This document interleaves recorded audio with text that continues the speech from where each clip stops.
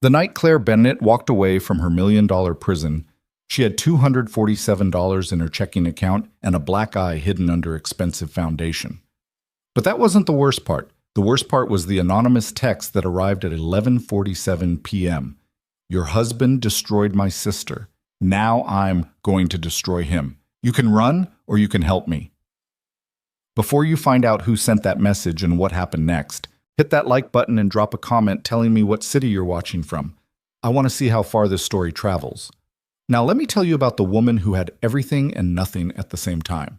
The rain hit the windows of the Connecticut mansion like accusations, sharp, relentless, impossible to ignore. Claire Bennett stood in the bathroom she'd renovated 3 years ago, staring at her reflection under the harsh vanity lights.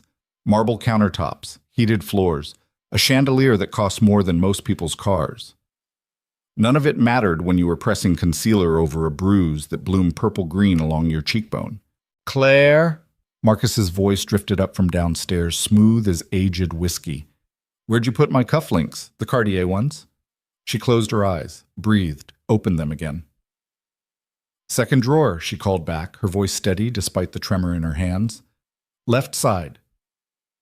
30 years old, and she'd become an expert at sounding fine when everything inside her was breaking apart. The foundation covered most of the bruise. Not all of it, nothing could hide it completely, but enough that tomorrow's country club brunch wouldn't raise eyebrows. Enough that Marcus's business partners wouldn't ask uncomfortable questions. Enough that she could keep pretending the last 6 years of her marriage hadn't been a slow-motion car crash she kept surviving but never quite escaped. Claire had married Marcus Bennett 3 weeks after her 24th birthday, swept up in the kind of whirlwind romance that looked perfect from the outside.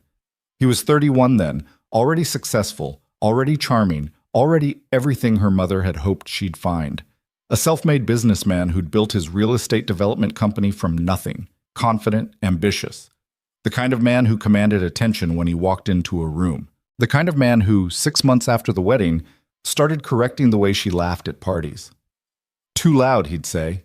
Makes you sound desperate for attention. The kind of man who, a year in, began managing her friendships. Sarah talks too much. Jessica's husband is a loser. Bad look for us. Maybe you should distance yourself a bit. The kind of man who, 2 years ago, grabbed her wrist hard enough to leave fingerprints when she questioned a charge on their credit card. Just asking, she'd said. Just wondering. His grip had tightened. You calling me a liar? You think I'm hiding something? She hadn't asked about charges since then. Tonight was different, though. Tonight, something in her had finally cracked. Not broken, cracked. There's a difference. Broken things shatter. Cracked things develop fault lines that spread slowly until the whole structure can't hold anymore. It started at dinner. Marcus had invited clients over, 2 men from New York, developers looking to partner on a project in Boston. Claire had cooked for 6 hours, braised short ribs, roasted vegetables, a chocolate souffle that required timing so precise she'd set 3 separate alarms. This is excellent, one of the men had said, cutting into the meat. You're a lucky man, Marcus. Marcus had smiled, the one that never reached his eyes. She does all right in the kitchen. Could work on her timing, though. Souffle was a bit overdone. It wasn't. She knew it wasn't. But contradicting him in front of guests would mean consequences later, so she'd smiled and nodded and cleared plates while they talked business in the living room. After the guests left, Marcus had found her in the kitchen, loading the dishwasher. You embarrassed me tonight. Claire had looked up, confused. What? How? That dress. Too tight. You look desperate. The dress was a navy blue sheath, conservative by anyone's standards. High neck, midi length, nothing revealing. Marcus, it's the same dress I wore to the Pattersons' anniversary party. You said you liked it then. Don't argue with me. His voice had dropped into that dangerous register, the one that made her stomach clench. I'm telling you how it looked. Are you calling me wrong? No, The slap came fast. Not hard enough to knock her down. Marcus was always careful about that. But hard enough to snap her head sideways. Hard enough to split her lips slightly. Hard enough to send a clear message. Watch your tone, he'd said, already straightening his tie, already moving past it like nothing had happened. I'm going to bed. Clean this up. Claire had stood there in the kitchen, tasting blood, surrounded by the remnants of a perfect dinner party, and something inside her had made a decision her conscious mind hadn't caught up to yet. Now, 4 hours later, she was packing. One suitcase. That's all she could manage without being obvious. Marcus was asleep. She'd heard his snoring start around midnight, but their bedroom door didn't lock from the inside. He'd removed that lock 2 years ago. For safety, he'd said, in case of emergency. She packed practical things. Jeans, t-shirts, her laptop. The emergency credit card she'd hidden in a tampon box 18 months ago. The one Marcus didn't know about. $300 in cash she'd skimmed from grocery money over the past year, $5 or $10 at a time. The jewelry stayed. The designer clothes stayed. The Louboutins and the Birkin bag and all the other expensive things that were supposed to make her happy stayed in the closet where they belonged. She kept her grandmother's ring, though, the small silver one with the chip in the band. That went on her finger. At 2:47 a.m., Claire Bennett walked out of her marriage. The Uber driver didn't ask questions when she got in with her single suitcase and swollen face. He just drove, and she just cried. And somewhere on I-95 between Connecticut and Massachusetts, she realized she had nowhere to go. No, that wasn't true. She had one place. Change of plans, she told the driver, her voice rough. Can you take me to Boston instead? He glanced in the rearview mirror. That's another 2 hours. Gonna cost you. I know. Her sister Maggie lived in Somerville, just outside Boston, in a tiny one-bedroom apartment above a Thai restaurant. They hadn't spoken in 8 months. Marcus had orchestrated a fight about Thanksgiving plans that had spiraled into silence. But Maggie was the only person Claire trusted not to call Marcus, not to tell her to go back, not to say she was overreacting. The rain followed them all the way to Massachusetts. Basheen. Maggie opened the door at 5:15 a.m. wearing an oversized Celtics t-shirt and an expression that cycled from surprise to concern to fury in about 3 seconds. What did he do? Not what happened. Not, are you okay? Just straight to the truth. Claire's composure, which had held for the entire 2-hour drive, finally shattered. She fell into her sister's arms and sobbed like she was 24 again, before Marcus, before the mansion, before she'd learned to make herself small enough to fit into someone else's expectations. Come here. Maggie pulled her inside, kicking the door shut. Sit, I'll make coffee. No, scratch that. I'm making you tea with whiskey in it. You look like you need it. The apartment was exactly as Claire remembered, cramped, cluttered, full of mismatched furniture and plants in various stages of survival. A futon that doubled as both couch and guest bed. Bookshelves made from cinder blocks and wooden planks, framed concert posters instead of expensive art. It was perfect. Claire sat on the futon and pulled her knees to her chest while Maggie crashed around in the kitchen. Her sister was 32, a social worker who made barely enough to cover rent and student loans, who drove a 2007 Honda Civic and bought her clothes at Goodwill, and was, without question, happier than Claire had been in years. Here, Maggie handed her a mug. Drink, then talk. The tea was too sweet and the whiskey burned, but Claire drank it anyway. Then she talked. She told Maggie everything. 6 years of everything. The small cruelties that had grown into larger ones. The isolation, the control. The way Marcus had slowly, methodically separated her from friends, from hobbies, from anything that wasn't centered around him and his image and his needs. The violence, infrequent enough to feel like aberrations, calculated enough to leave minimal marks. I kept thinking it would get better, Claire said, staring into her mug. Like if I just tried harder, if I was a better wife, if I stopped making him angry. Stop. Maggie's voice was sharp. You know that's not how this works. You've listened to my stories from work 100 times. You know abusers don't stop because their victims get better at managing them. I know, I do know, but knowing and feeling are different things. Maggie reached over and squeezed her hand. You got out. That's what matters. You can stay here as long as you need. We'll figure out the rest later. He's going to look for me. Let him try. He shows up here. I'm calling the cops. Maggie, I'm serious. You're safe now. Whatever happens next, you're safe first. Claire wanted to believe that. She really did. But she'd learned the hard way that safety was conditional, temporary, something that could be revoked without warning. They sat in silence for a while, drinking spiked tea while dawn crept through the windows. Outside, Boston was waking up, delivery trucks rumbling past, Early commuters trudging toward the T, the city stretching and yawning into Monday morning. Claire must have dozed off at some point, because the next thing she knew, her phone was buzzing violently in her pocket. 12 missed calls, all from Marcus, 7 text messages. "Where are you? Claire, this isn't funny. You need to come home right now. I swear to God, if you embarrass me like this, pick up the phone. Pick up the phone. You're making a huge mistake." Her hand shook as she scrolled through them. Maggie, who'd apparently been watching, plucked the phone from her fingers. "Block him. I can't just—" "Yes, you can. Block him." Maggie's finger hovered over the screen. "Say the word and I'll do it for you."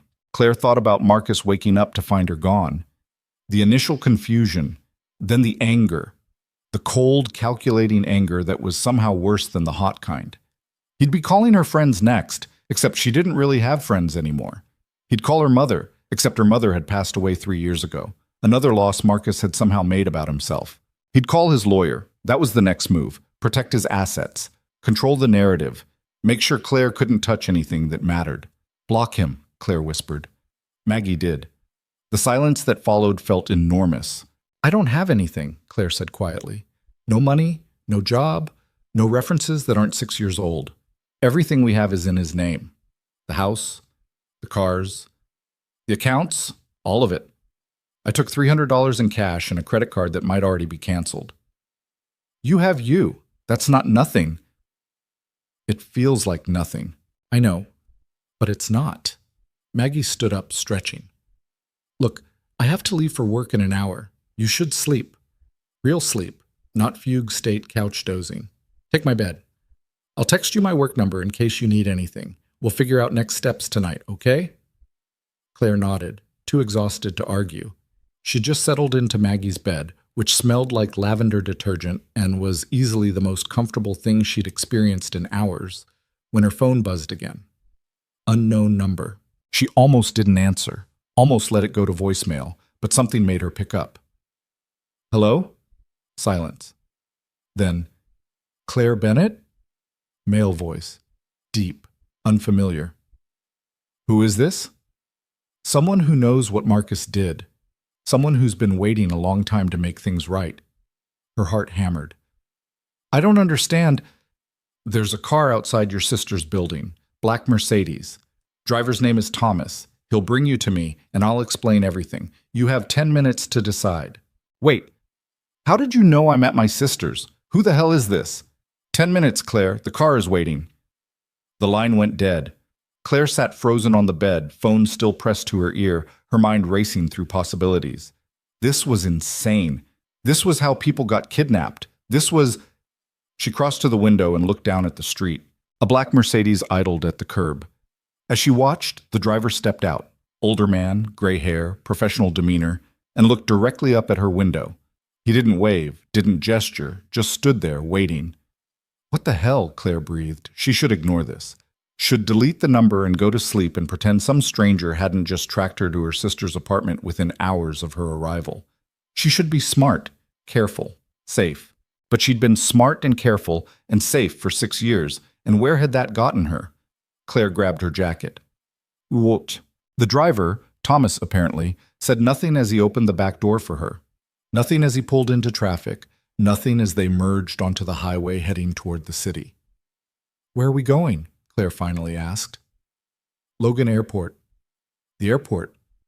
"I'm not going anywhere. I don't even have my private terminal, ma'am, different entrance." "That doesn't answer my question." Thomas glanced at her in the rearview mirror, his expression kind but firm. "All I can tell you is that Mr. Calloway has been looking forward to this meeting for a very long time. Everything else, he'll explain himself." "Calloway?" Claire repeated. "I don't know anyone named—" "Wait. Calloway." She did know that name. Not personally, but she'd heard Marcus mention it. Usually with contempt, sometimes with something that almost sounded like fear. Ethan Calloway. Tech industry. Billionaire. Notoriously private. Marcus had tried to pitch a development deal to him 2 years ago, some luxury condo project in Cambridge. Calloway had not only rejected it, but had publicly called the proposal architectural vandalism masquerading as innovation. Marcus had been furious for weeks. "Why does Ethan Calloway want to meet me?" That's his story to tell, ma'am.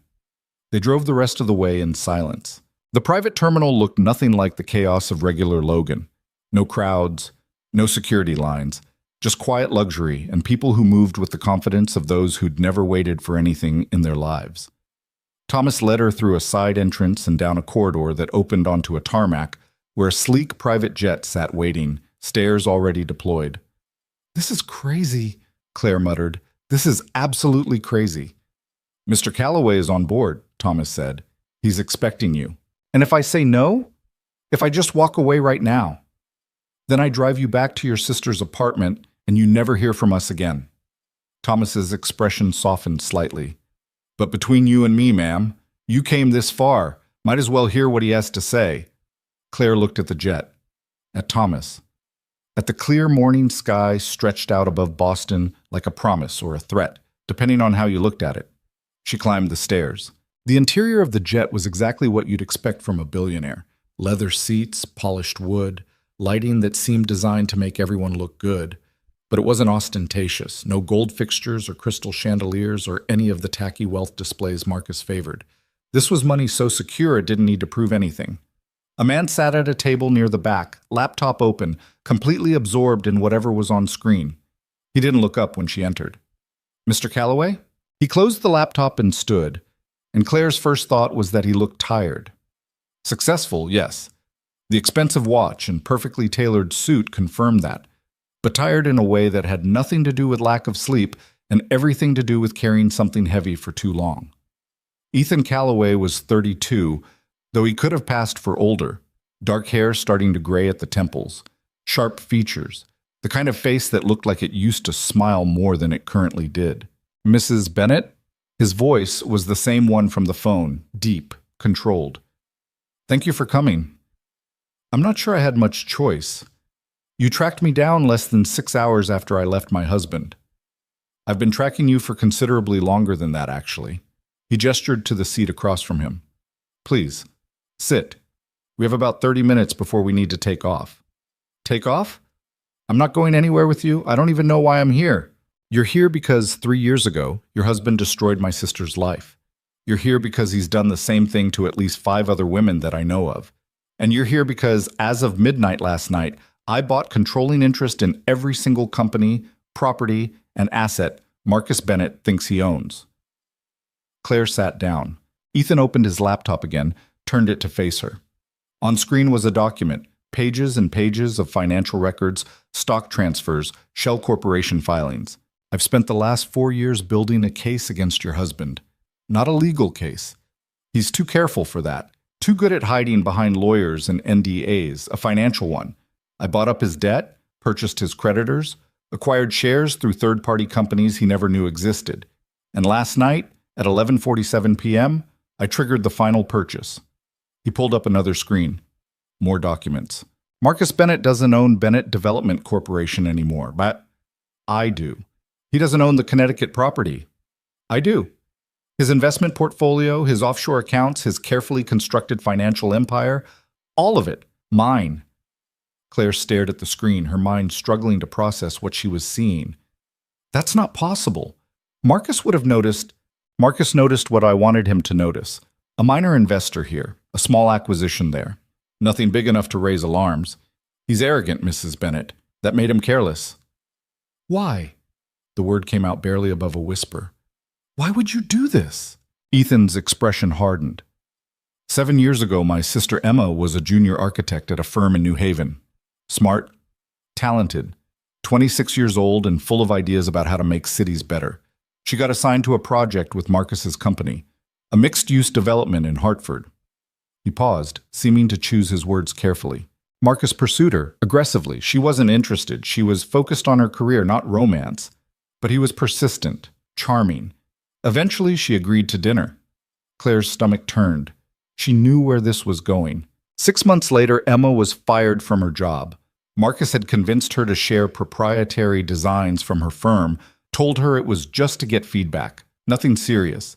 Then he used those designs for his own project and reported her for corporate espionage when the firm found out. Oh, God. She lost everything. Her job, her reputation, her professional network. No one would hire her. Marcus blackballed her across the entire industry. She fell into depression, started drinking. Ethan's voice remained level, but Claire could hear the pain underneath. 3 years ago, Emma killed herself. Pills and alcohol. Left a note that mentioned Marcus by name. The cabin was silent except for the distant sound of jet engines warming up. "I'm so sorry," Claire said quietly. "I didn't know. I had no idea Marcus had—" "Why would you? He's good at compartmentalizing, good at showing different faces to different people. The charming businessman, the devoted husband, the ruthless competitor, all true, all masks." Claire thought about the man she'd married versus the man who'd hit her last night. Different people, same person. She understood exactly what Ethan meant. "After Emma died, I started digging," Ethan continued, "hired investigators, followed paper trails, found 5 other women with similar stories, women whose careers he'd destroyed, whose reputations he'd ruined. Always the same pattern: pursue, exploit, discard, destroy anyone who tried to fight back. And you've been planning revenge ever since." "Justice," Ethan corrected. "Revenge is emotional. This is calculated." "What's the difference?" "Revenge is hot. Justice is cold." He closed the laptop. "I'm not going to hurt your husband, Mrs. Bennett. I'm going to dismantle everything he's built, brick by brick, until there's nothing left but the truth of what he is." "Where do I fit into this?" "That's your choice.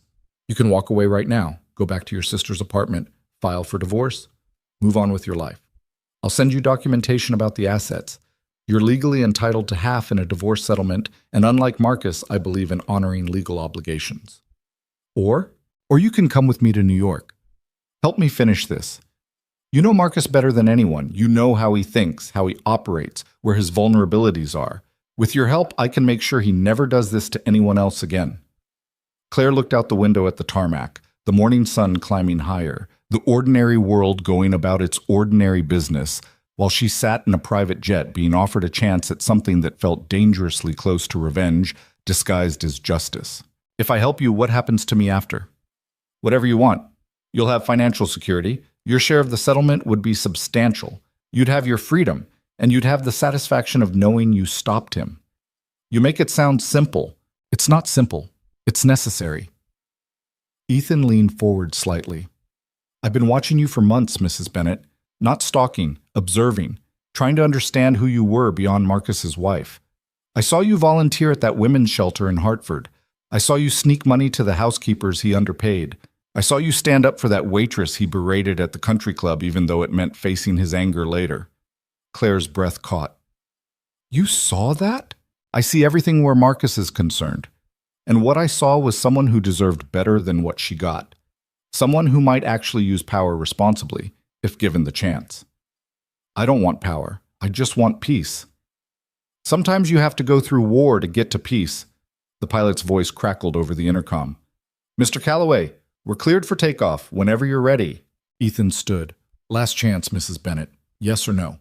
Come to New York and help me take down your husband, or walk away and never look back. Either choice, I'll respect it." Claire thought about Marcus waking up this morning to an empty house. The rage, the phone calls, the inevitable hunt to find her and drag her back. She thought about Emma Calloway, 26 years old and full of dreams, destroyed by the same man who'd spent 6 years slowly destroying Claire. She thought about the 5 other women, about future victims, about the choice between safety and justice. "If I do this," she said slowly, "I need you to promise me something. Name it. When this is over, I walk away clean. No media, no publicity. I don't become part of your story or Marcus's downfall. I just disappear." Ethan nodded. "You have my word."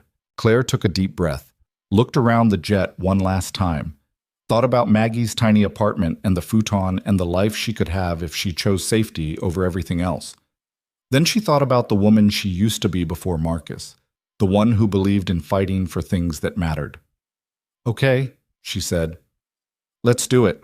The jet engines roared to life, and Claire Bennett, who had left her husband less than 12 hours ago with nothing but a suitcase and a prayer, flew towards something that was either salvation or destruction. She honestly wasn't sure which, but she was sure that whatever happened next, it would be her choice. And after 6 years of having every choice made for her, That felt like something worth fighting for. As Boston disappeared beneath them and New York appeared on the horizon, Ethan pulled out another folder.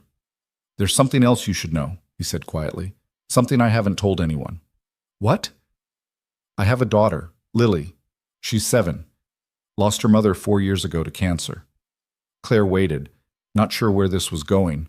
"I'm telling you this because if you're going to be part of taking down Marcus, you'll be around my life, around Lily's life.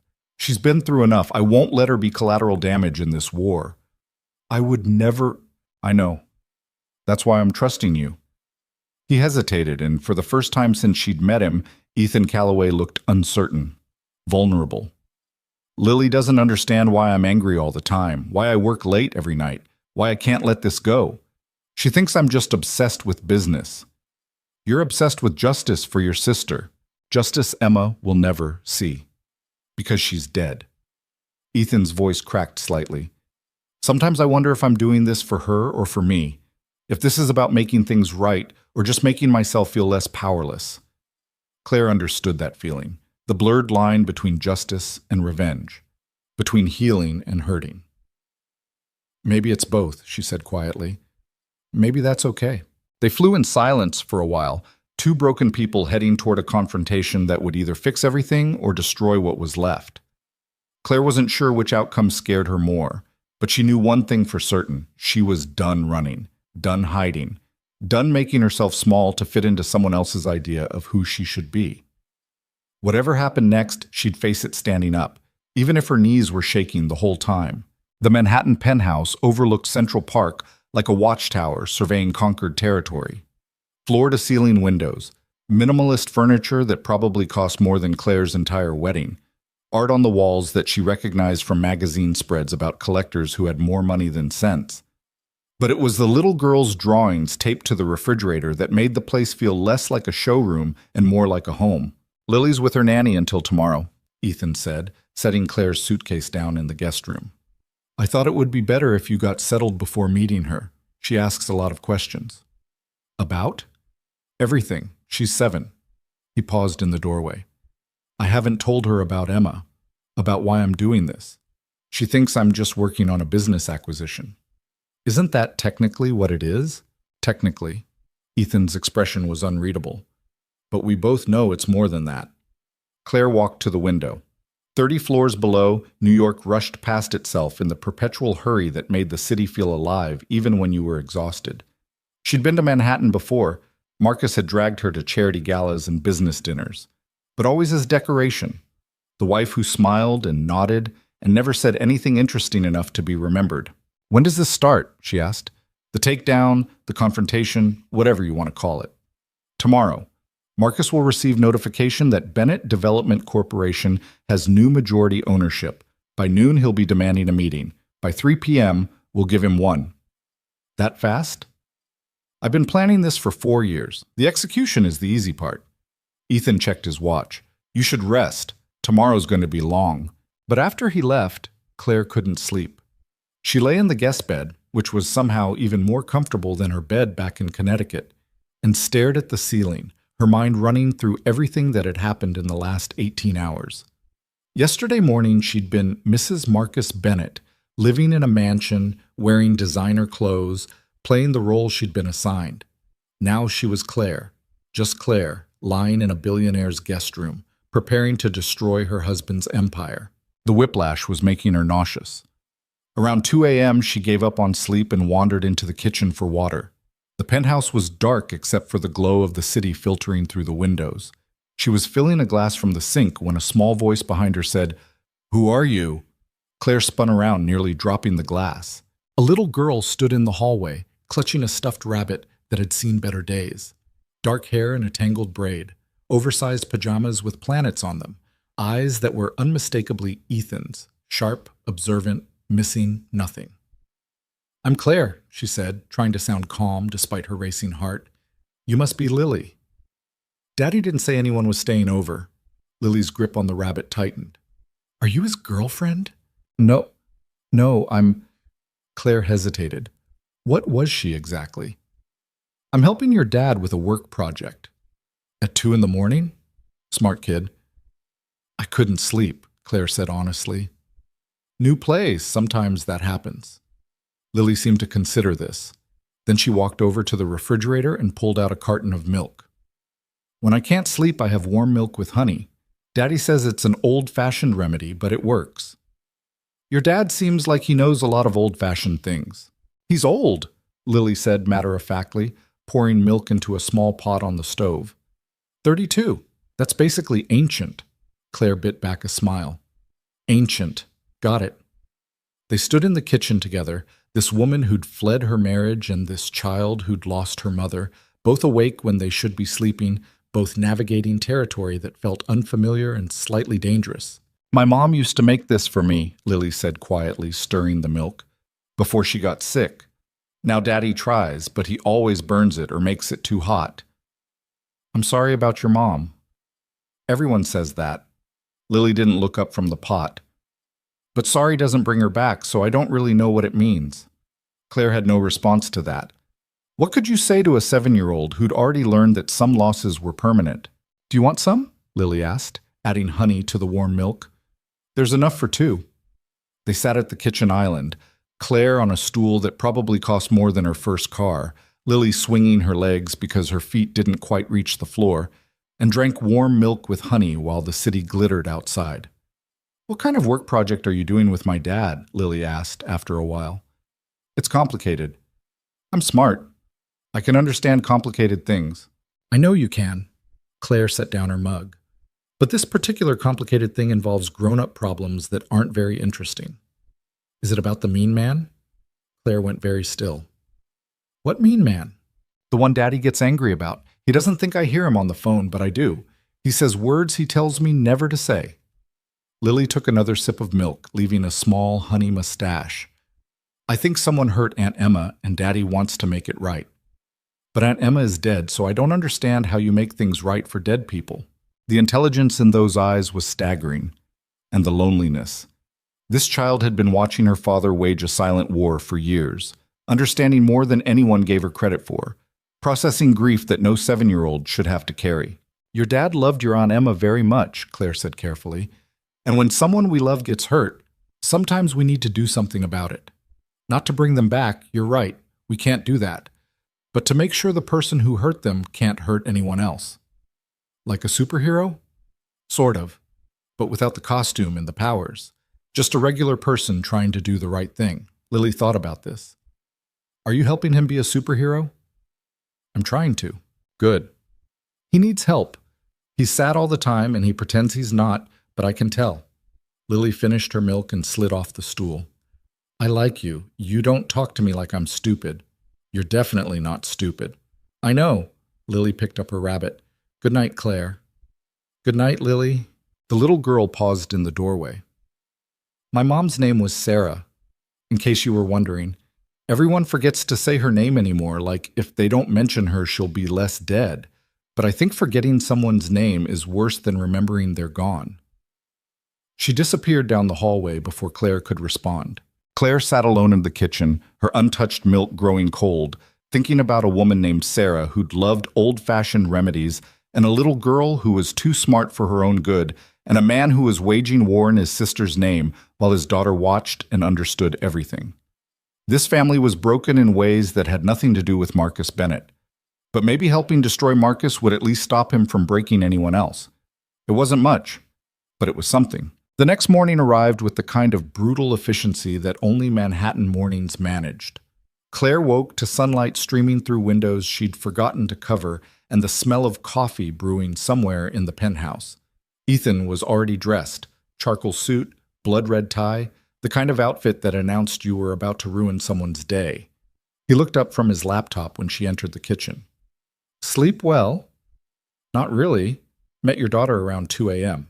Something flickered across his face. Lily has insomnia. Has for about 2 years now. I've taken her to specialists, tried medication, therapy. Nothing works. Maybe she just needs her dad to be less sad all the time. Ethan's eyes narrowed. Excuse me? That's what she said. That you're sad and you pretend you're not. Claire poured herself coffee from the pot on the counter. She's 7, and she's already learned to read people better than most adults. Wonder where she got that from. I'm not, he stopped, set down his coffee. I'm giving her stability, structure, everything she needs, except a father who isn't consumed by revenge. It's not revenge. Keep telling yourself that. Claire sat down across from him. Look, I'm not judging. I'm just saying that Kit is smarter than both of us combined, and she knows exactly what you're doing and why. She called you a superhero, by the way. Ethan looked genuinely surprised. She did. She also said you need help. So here I am. Help. Claire took a sip of coffee. It was perfect, of course, and tried not to think about how surreal this entire situation was. What's the plan for today? Marcus received the notification at 6 a.m. Legal documents informing him that his majority stake in Bennett Development Corporation has been transferred to Callaway Industries pending review of certain contractual obligations he failed to disclose. Which are? Completely fabricated, but by the time his lawyers figure that out, we'll have already had our meeting. Ethan pulled up a document on his laptop. He'll demand to see me, probably threaten legal action, definitely try to intimidate whoever answers the phone. So business as usual for Marcus. Exactly. We've scheduled the meeting for 3 p.m. at my office downtown. You don't have to be there if you don't want. I'll be there. Claire, I'll be there, she repeated, harder this time. I didn't come all this way to hide in your penthouse while you do the hard work. If we're doing this, we're doing it together. Ethan studied her for a long moment. You're sure? Because once Marcus sees you with me, there's no going back. He'll know you're part of this. He'll come after you. He's already coming after me. I left him. That's unforgivable in Marcus's world. Claire set down her coffee. At least this way I'm hitting back. All right. Then we need to prepare you. Ethan stood, gesturing for her to follow him to the living room, where he'd apparently set up a war room overnight. Documents spread across the coffee table. A whiteboard covered in notes and timelines. Photographs of Marcus at various business events. Always smiling, always charming, always hiding who he really was. This is everything I've collected on your husband over the past 4 years, Ethan said. Business dealings, personal relationships, financial records, communications. I need you to look through it and tell me what I'm missing, what Marcus would never put in writing, what vulnerabilities he has that don't show up on paper. Claire picked up one of the photographs. Marcus at a charity gala, arm around her waist, both of them smiling for the camera. She remembered that night, remembered him squeezing her side just hard enough to hurt while maintaining that perfect smile. Remembered going home and finding bruises shaped like fingerprints the next morning. He's paranoid about people seeing him as weak, she said quietly. Everything he does is about maintaining an image of control, success, power. That's why he destroys anyone who threatens that image. Like Emma, like me, like everyone who sees through the performance. Claire set down the photograph. His worst fear is public humiliation, private losses he can spin, recover from, hide. But public failure, that's what would actually destroy him. So we make it public. We make it unavoidable. They spent the next 6 hours going through documents, building a strategy, preparing for every possible response Marcus might have. Ethan was methodical, precise, thinking 3 moves ahead like he was playing chess instead of destroying a man's life. Claire tried to feel guilty about that, tried to find some remaining loyalty to the man she'd married, the one who'd seemed charming and ambitious and full of promise back when she was 24 and naive. She couldn't find it. All she found was anger and determination and a strange, fierce satisfaction at finally fighting back. At 1 p.m., Lily came home from wherever Ethan had sent her, probably her nanny's apartment or some fancy private school activity. She stopped in the doorway of the living room, taking in the documents and photographs and whiteboard. You're really doing it, she said. The superhero thing. We're trying, Claire said. Lily walked over to the whiteboard, studying the timeline Ethan had mapped out.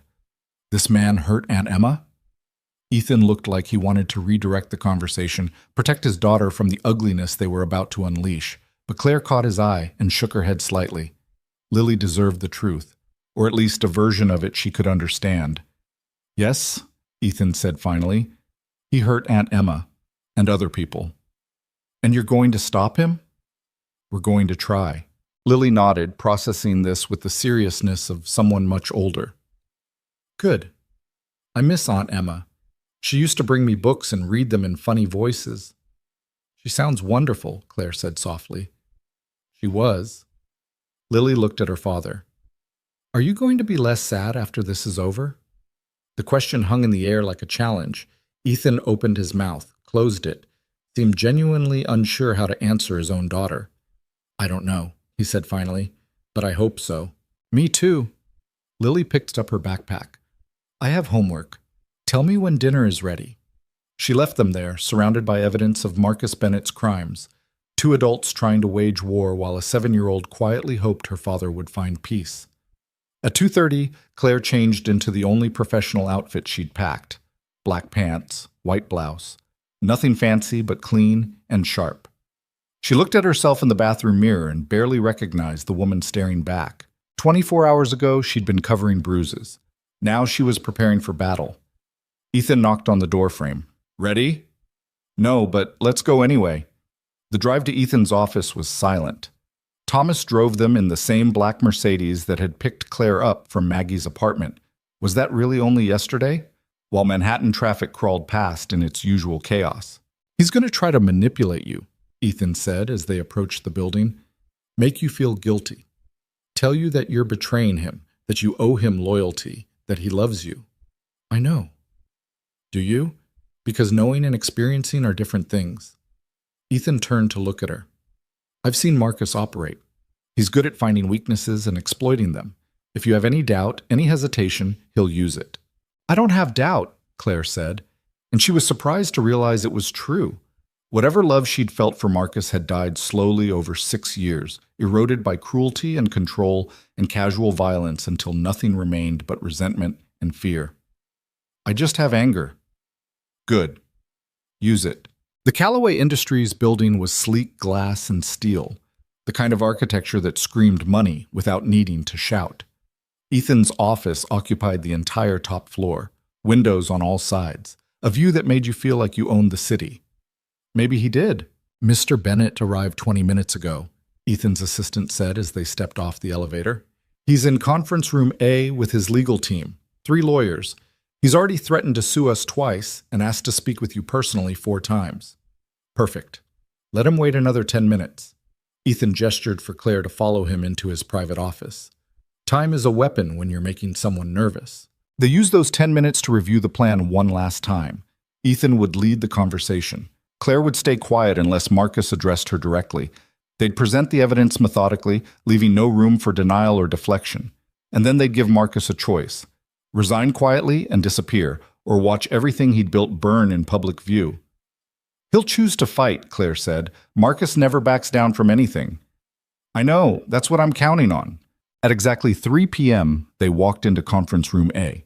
Marcus looked up from where he'd been pacing near the windows, and his face cycled through several expressions in rapid succession. Surprise, confusion, fury, calculation. Claire, what the hell are you doing here? She didn't answer, just took the seat next to Ethan at the head of the conference table, meeting Marcus's gaze without flinching. Mr. Bennett? Ethan said smoothly. Thank you for coming. I believe you've received notification of the ownership transfer? I've received a load of legal bullshit claiming you somehow acquired majority stake in my company. Marcus's lawyers shifted uncomfortably, probably recognizing they were in over their heads. And I'd like an explanation before I bury you in lawsuits. Of course. Ethan opened a folder. Over the past 4 years, through various shell corporations and third-party acquisitions, I've systematically purchased every piece of debt, every outstanding share, and every contractual obligation related to Bennett Development Corporation. As of midnight last night, I own 63% of your company. That's impossible. It's documented. Your lawyers can review the filings. Everything was done legally and above board. Marcus slammed his hand on the table. You can't just steal someone's company. I didn't steal it. I bought it. There's a difference. Ethan's voice remained calm, which only seemed to enrage Marcus more. And now we need to discuss the terms of your resignation. My what? I'm not resigning from anything. I built that company from nothing. You built it on fraud, manipulation, and the destroyed careers of at least 6 women I've identified so far. Ethan slid a document across the table, including my sister, Emma Callaway. The color drained from Marcus's face. I don't know what you're talking about. Yes, you do. Emma Calloway, junior architect. You seduced her, used her to steal proprietary designs from her firm, then destroyed her professionally when she became inconvenient. She killed herself 3 years ago because of what you did to her. Marcus's eyes darted to Claire, then back to Ethan. Your sister was unstable. I had nothing to do with... You had everything to do with it, and I have documentation to prove it. Ethan opened another folder. Emails, text messages, testimony from her colleagues, a pattern of predatory behavior that spans 7 years and multiple victims.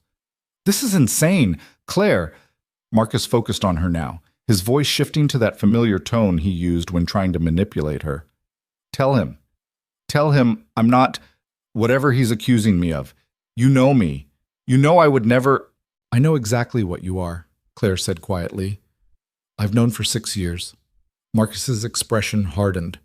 You ungrateful. I gave you everything.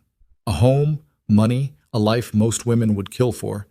You gave me a prison and bruises and 6 years of feeling invisible. I never... He looked at his lawyers. She's lying. She's clearly been manipulated by this man. The bruise on her face from 3 nights ago says otherwise, Ethan interrupted, as does the hospital visit 2 years ago that was documented as a fall but shows injury patterns consistent with being grabbed and shaken. Claire's breath caught. She hadn't known Ethan had found that. Marcus's lawyers were whispering urgently now, probably realizing their client had significantly more problems than a hostile takeover. Here's what's going to happen, Ethan said, his voice still calm, still controlled. You're going to resign as CEO of Bennett Development Corporation. You're going to sign over all operational control to me. You're going to issue a public statement citing personal reasons for stepping down. And in exchange, I won't release any of this information to the media. You're blackmailing me. I'm offering you a choice. Take it or leave it. Marcus stood abruptly, his chair scraping against the floor. This isn't over. I'll fight this. I'll drag you through every court in the country. Then I'll make sure every detail of what you did to Emma and the others becomes public record during discovery. Every email, every testimony, every piece of evidence showing exactly what kind of man you are. Ethan stood as well, matching Marcus's height, but radiating cold confidence. You'll lose. And by the time the legal battle is over, your reputation will be destroyed, your company will be worthless, and everyone who ever respected you will know the truth. Or, Claire added, surprising herself with how steady her voice sounded, you can take the deal. Disappear quietly. Rebuild somewhere else where no one knows your name. Either way, you don't get to hurt anyone anymore. Marcus looked at her like he'd never really seen her before. You did this. You turned him against me. You did this, she corrected. Every choice that brought you here, you made yourself. I'm just finally choosing to stop protecting you from the consequences. The room fell silent. Marcus's lawyers shuffled papers nervously. Ethan waited, patient as stone. Claire held her ground, refusing to look away. Finally, Marcus spoke, his voice low and dangerous. You think you've won? Both of you? This is just the beginning. I will make your lives hell. Mr. Bennett, one of his lawyers interrupted urgently. I strongly advise you to consider Mr. Calloway's offer. The evidence he's presented creates significant legal exposure. Shut up, Marcus snapped. Then to Ethan, I need 24 hours to review this with my team. You have 6. After that, the offer expires and everything goes public. 6 hours. Take it or leave it. Those are your options. Marcus grabbed his briefcase, his movements jerky with barely controlled rage. This isn't over. Yes, Claire said softly. It is. He left without another word, his lawyers scrambling after him, and the conference room fell into stunned silence. Claire realized she was shaking, not from fear, from adrenaline, from the strange, fierce satisfaction of finally saying what she'd swallowed for 6 years. You did well, Ethan said quietly. I feel like I'm going to throw up. That's normal. Come on, let's go home. They made it to the elevator before Claire's legs gave out. She sat on the floor back against the wall, breathing hard while Ethan crouched next to her. It's done, she said. We actually did it. Part of it? Marcus will fight back. That's who he is. Let him try. Claire looked up at Ethan. For the first time in 6 years, I'm not afraid of him. That has to count for something. It counts for everything. They sat there until Claire's breathing steadied, two people who'd waged war and survived the first battle, knowing harder ones were coming, but too exhausted to care right now. When they finally made it back to the penthouse, Lily was waiting with a plate of cookies she'd apparently made with her nanny. "Did you win?" she asked. "We're winning," Ethan said, picking her up despite her protests that she was too old for that. "Round one anyway." "Good. I made cookies. They're probably terrible, but Ms. Rodriguez said we should try anyway." They were terrible, too much salt, underbaked in the middle. But Claire ate 3 of them anyway, while Lily narrated her entire day in exhaustive detail. And sitting there in that expensive penthouse with burnt cookies and a little girl who wanted her father to be happy and a man who was fighting his sister's war years too late, Claire felt something she hadn't felt in longer than she could remember. She felt like maybe, just maybe, she might actually be okay. Whatever came next, she'd face it standing up.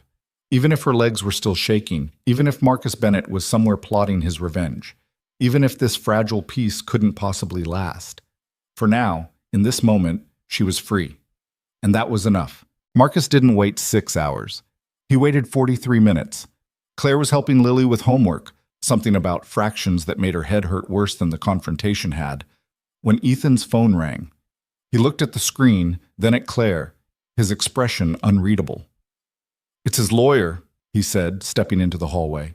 Lily kept working on her math problems, tongue poking out in concentration, completely unaware that her father was about to either win or lose everything.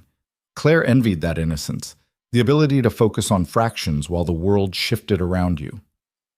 When Ethan came back 5 minutes later, his face was carefully blank. "He accepted?" He countered. "Wants to retain a seat on the board, keep his title as founder, and maintain a consulting role for 2 years. "Absolutely not," Claire said immediately. "He'll use that to undermine everything you try to do, to stay relevant, to keep control." "I know, which is why I told his lawyer no." Ethan sat down at the kitchen table. "They're calling back in 20 minutes with a revised offer." "What if they don't revise? What if Marcus decides to fight? Then we go public with everything and let the courts sort it out." Ethan rubbed his eyes, and for the first time since Claire had met him, he looked tired. Actually tired, not just carrying weight for years tired. "I need to call the communications team, prepare a press release just in case."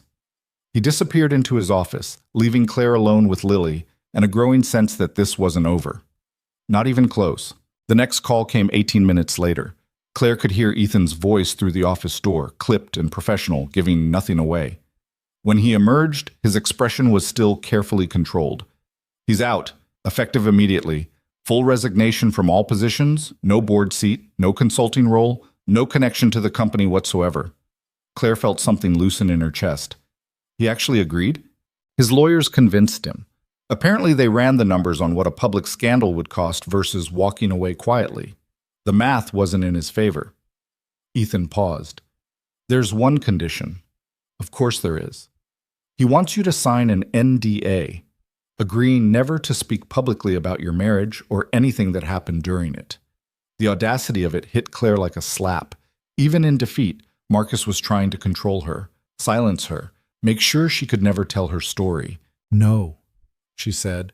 "Claire, no. I'm not signing anything that gives him power over me. Not anymore. It's legally binding. If you violate it, he could sue you for everything. Let him try. I don't have anything left to take." Claire stood up, her hands shaking but her voice steady. "I didn't come here to trade one prison for another. If Marcus wants to resign, fine, but I'm not signing away my right to speak." Ethan studied her for a long moment, then he nodded slowly. "All right, I'll tell them the NDA is off the table. But Claire, you need to understand what this means. Without that protection, Marcus could retaliate. He could spread lies about you, trash your reputation, make your life hell. He's been doing that for 6 years. At least now I can fight back." Lily looked up from her homework, eyes moving between them. "Is the bad man going away?" "Yes," Ethan said. "He's going away." "Good. Can we have dinner now? I'm starving." The simplicity of it, the way Lily could process world-changing events and immediately pivot to immediate needs like food, made Claire want to laugh and cry at the same time. They ordered Chinese food because none of them had the energy to cook. Lily talked non-stop about her friend Emma, different Emma, Claire had to remind herself, who was apparently terrible at dodgeball, but great at reading. Ethan listened with half his attention, the other half clearly still on the phone call he'd have to make to reject Marcus's NDA demand. Claire picked at her low mane and wondered when the relief would hit, when she'd feel victorious instead of just exhausted. Around 8 p.m., Ethan made the call. Claire could hear his end of the conversation from the living room where she was pretending to watch whatever animated movie Lily had chosen. My client declines to sign the NDA. The resignation stands without it or the deal is off. A pause. That's not my problem.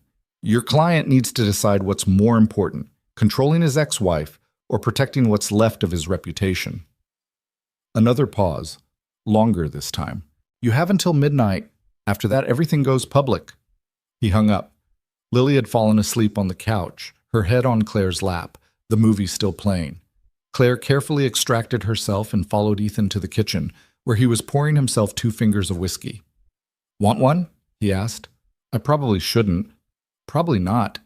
But it's been a hell of a day. He poured a second glass anyway and slid it across the counter to her. They drank in silence for a while, the city lights twinkling through the windows like stars that had fallen and gotten stuck in the skyscrapers. Thank you, Claire said finally. For what? For backing me up, on the NDA. You could have pressured me to sign it, made the deal cleaner, avoided complications, but you didn't. Ethan swirled his whiskey. I told you I wouldn't let Marcus control you anymore. That includes through me. Still, thank you. They finished their drinks. Ethan carried Lily to her bedroom while Claire cleaned up the takeout containers, trying to make herself useful in this space that wasn't hers, this life that wasn't hers, this strange liminal moment between her old existence and whatever came next. The call came at 11:47. Marcus's lawyer sounded exhausted. My client agrees to resign effective immediately with no conditions. No NDA. No board seat. Complete severance from Bennett Development Corporation. Ethan put the phone on speaker so Claire could hear. And the public statement? Will cite personal reasons and a desire to pursue other opportunities. Nothing that casts aspersion on either party. Financial settlement? Mr. Bennett retains his personal assets minus those explicitly tied to the corporation. Mrs. Bennett is entitled to 50% of marital assets as per Connecticut divorce law. We'll have the paperwork ready by end of business tomorrow. Claire's hands were shaking again. This was real. This was actually happening. One more thing, Ethan said. Mr. Bennett is to have no contact with Claire Bennett going forward.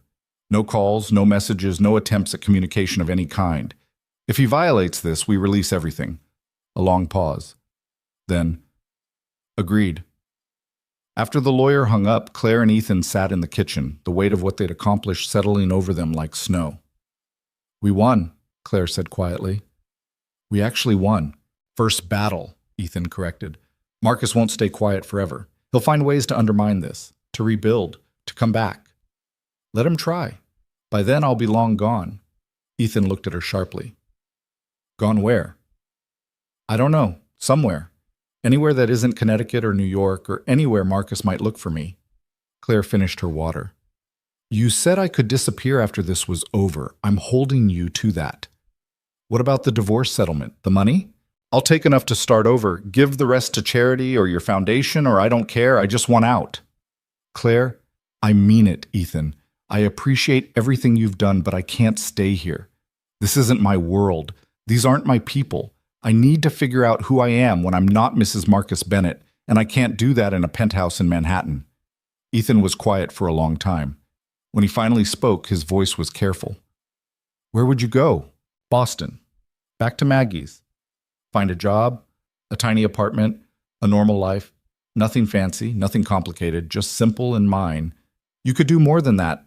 With the settlement money, you could travel, go back to school, start a business, anything. I could. But I think I need small right now, manageable, safe. Claire met his eyes. Does that make sense? More than you know. They sat there while the city hummed around them, 2 people who'd fought a war together, and won, but were still figuring out what victory actually meant. The next 3 weeks passed in a blur of lawyers and paperwork and carefully worded press releases. Marcus resigned publicly, citing a desire to spend more time with family. He didn't have family, but no one questioned it. Bennett Development Corporation underwent restructuring under new management. The media barely noticed because bigger scandals were always breaking, and one CEO stepping down barely registered. Claire signed divorce papers in a conference room that smelled like expensive wood polish and regret. Marcus wasn't there. His lawyer handled everything, which was both a relief and somehow anticlimactic. 6 years of marriage ended with signatures on paper and a check that made Claire feel vaguely nauseous. "You sure you don't want to contest the amount?" Ethan asked, reviewing the settlement. "You're legally entitled to more." "It's enough. More than enough." The number had so many zeros Claire had trouble processing it. "I just want it over." And then suddenly, it was.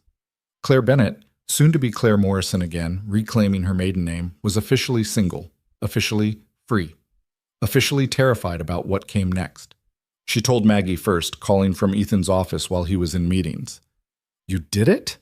Maggie's voice was cautious, like she couldn't quite believe it. "You're really divorced?" "As of an hour ago. Papers are filed, settlement is done, Marcus is out of my life." "Holy shit. Claire, holy shit." "I know. Are you okay?" Claire thought about it. Was she okay? She was exhausted, anxious, uncertain about everything, but she was also sitting in a billionaire's office in Manhattan, having just escaped a marriage that was slowly killing her, so relatively speaking. "I think I will be," she said. "Eventually." "When are you coming home?" "Tomorrow. I'll catch a train in the morning. I'll make up the futon and buy wine, so much wine."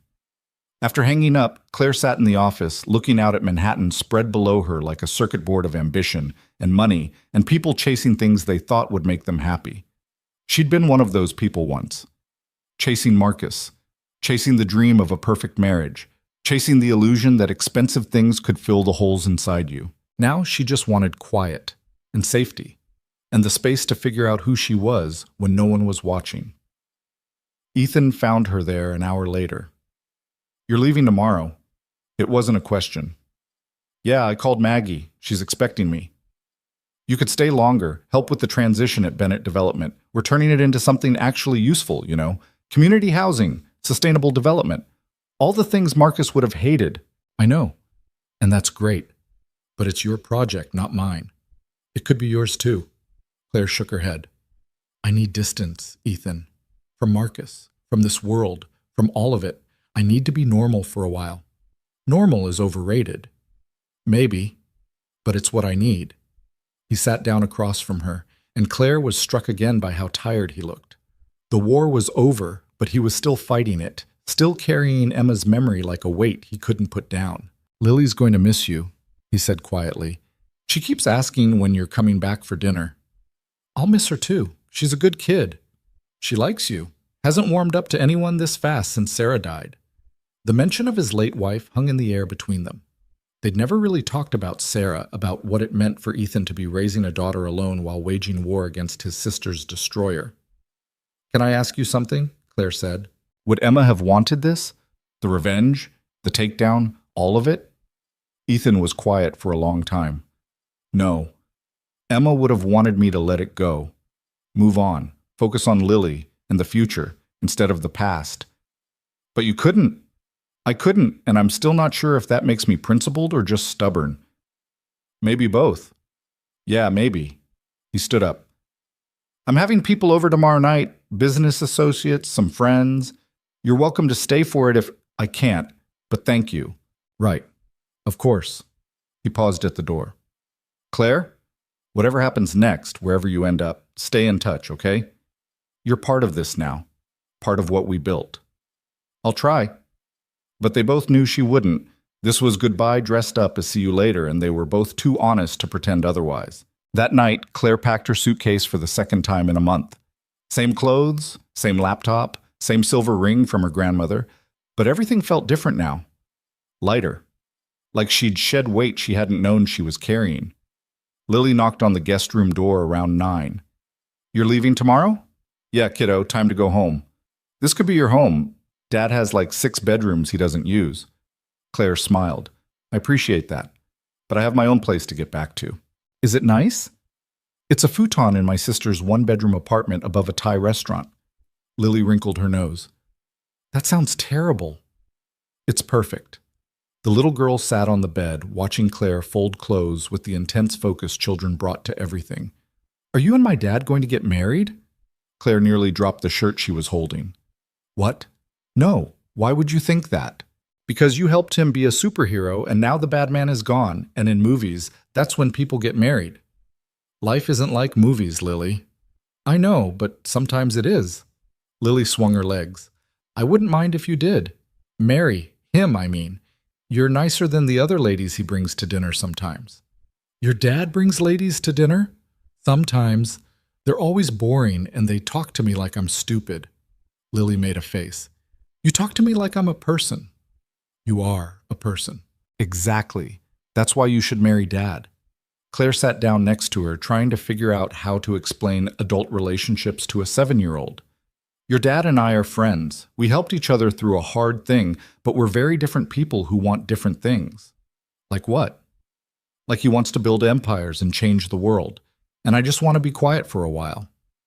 "That's boring." "Maybe. But it's what I need." Lily leaned against her, small and warm and heartbreakingly young.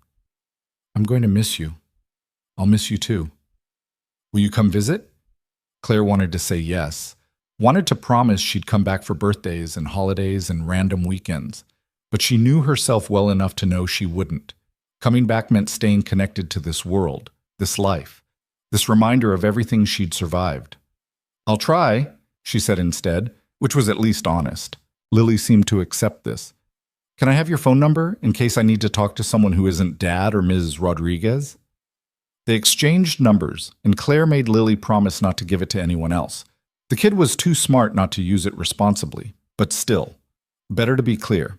After Lily left, Claire finished packing. Tomorrow she'd take the train to Boston, move back into Maggie's apartment, start job hunting, figure out what normal people did with their lives when they weren't trapped in abusive marriages or taking down billionaire developers. It should have felt exciting. Instead, it just felt exhausting. She was almost asleep when her phone buzzed with a text from an unknown number. "You think this is over? It's not. Enjoy your freedom while it lasts." Marcus. Of course he'd found a way around the no-contact order. Some burner phone or friend's number or whatever workaround he'd devised. Claire stared at the message for a long time. Part of her wanted to show Ethan, trigger the release of all that damaging information, bury Marcus completely, but a bigger part just wanted to be done. She deleted the message, blocked the number, and made a note to change her phone number entirely as soon as she got back to Boston. Marcus Bennett had taken enough from her. He didn't get to take her piece too. The train ride to Boston the next morning was quiet. Ethan had offered to have Thomas drive her, but Claire had declined. She needed the space. The normalcy of public transportation and strangers reading newspapers and the gentle rocking of the train through Connecticut into Massachusetts. Ethan and Lily had said goodbye at the penthouse. Lily had cried a little, which made Claire cry, which made Ethan look uncomfortable because apparently billionaire single dads didn't know what to do when everyone was crying. "You have my number," Ethan had said. "If you need anything, I know. Thank you for everything." "Thank you. You didn't have to help me, but you did. We helped each other." And that was true. Ethan had given Claire the tools to escape Marcus. Claire had given Ethan the information to destroy him. Fair trade, in the end. Now, watching Boston appear through the train window, Claire felt something shift inside her. Relief, maybe. Or just exhaustion finally giving way to whatever came after. Maggie was waiting at South Station with coffee and a hug that nearly broke Claire's ribs. "Welcome home, little sister." "It's good to be back." They took the tea to Somerville, Maggie talking nonstop about her latest work cases and the neighbor who was trying to start a community garden. And did Claire want to help because apparently she'd volunteered them both? Normal things, small things, things that had nothing to do with billionaires or revenge or marriages ending in conference rooms. The apartment looked exactly the same, cluttered, cramped, perfect. "I cleared some space in the closet," Maggie said, hauling Claire's suitcase inside. "And I bought you one of those foam mattress toppers for the futon because sleeping on that thing long-term will destroy your back. You didn't have to—" "Shut up. You're my sister and you just escaped an abusive marriage. I'm buying you a mattress topper." They ordered pizza and drank wine, and Claire told Maggie everything. The confrontation with Marcus, the settlement, Lily and her cookies, Ethan and his carefully controlled grief. "So let me get this straight. Maggie said around a mouthful of pepperoni. A billionaire tech mogul tracked you down, flew you to New York on his private jet, helped you destroy your husband's empire, and then just let you leave? That's the summary, yes. And you're not going to date him? Maggie, I'm just saying, he sounds hot and rich, and he has a cute kid. That's like the trifecta. He's also still in love with his dead wife and obsessed with avenging his sister. Not exactly relationship material. Fair point. Maggie refilled their wine glasses. What are you going to do now? Job-wise, I mean. I have no idea. My degree is 6 years old, and my only work experience is volunteer work that Marcus approved of. I'm basically starting from zero. You'll figure it out. You're smart, and you survived Marcus Bennett. After that, a job search should be easy. Claire wished she had Maggie's confidence. But sitting there in the cramped apartment, eating mediocre pizza, drinking cheap wine with her sister, it felt more like home than the Connecticut mansion ever had. Maybe that was enough for now. The next few weeks fell into a rhythm. Claire helped Maggie with the community garden, started looking at job listings, changed her phone number, went to therapy twice a week to unpack 6 years of trauma she'd been ignoring. She didn't hear from Marcus. Didn't hear from Ethan either, though Lily texted occasionally, mostly pictures of her schoolwork or the new fish she'd named Gerald. Life was small, manageable, boring in the best possible way. And then, 6 weeks after leaving New York, Claire's phone rang with a number she didn't recognize but somehow knew she should answer. Claire, it's Ethan. Her heart did something complicated. Is everything okay? Is Lily... Lily's fine. Everyone's fine. I'm calling because... He paused, and Claire could hear something uncertain in his voice. Bennett Development just broke ground on its first community housing project. Affordable units in Newark, sustainable design, everything Marcus would have hated.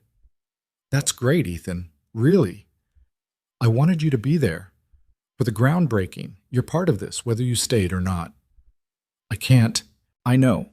I know you need distance. But Claire, this is happening because you were brave enough to walk away and help me finish it. You should see what we built from the ashes. Claire looked around Maggie's apartment, at the life she was slowly building, small, safe, hers. Send me pictures, she said finally. That's the best I can do. Okay, pictures. Another pause. You doing all right up there? Getting there. You? Same. Lily started therapy, talking about Sarah, about Emma, about all of it. Turns out 7-year-olds know more than we give them credit for. She's a smart kid. Takes after her aunt. Ethan's voice softened. I'm sorry that I dragged you into my war. That I used your pain to fuel my revenge. You gave me a way out. That's not dragging. That's saving. Still, I'm sorry. Me too, for everything. They said goodbye and Claire sat on the futon for a long time after, thinking about choices and consequences and the strange ways people entered and exited your life. Ethan Calloway had been her salvation and her weapon. He'd given her freedom and asked for her help in return. Fair trade. But now he was just a voice on the phone from a life she'd left behind. And that was okay. That evening, Claire got a text from a number she didn't recognize. For a second, her heart clenched. Marcus, finding her again. But then she read the message. This is Emma, Lily's friend, not the dead aunt. Lily gave me your number. She says you're nice and I should ask you about books because you know good ones. Do you? Claire laughed until she cried. Leave it to Lily to give out her phone number to second graders looking for reading recommendations. She texted back, I know some good ones. What do you like to read? The response was immediate. Everything, except boring stuff. I'll send you a list. Cool. Lily says you used to live with her and her dad, but you left because you wanted to be normal. Claire's throat tightened. Something like that. That's dumb. Normal is boring. Maybe, but sometimes boring is good, if you say so. Thanks for the books. Claire made a list.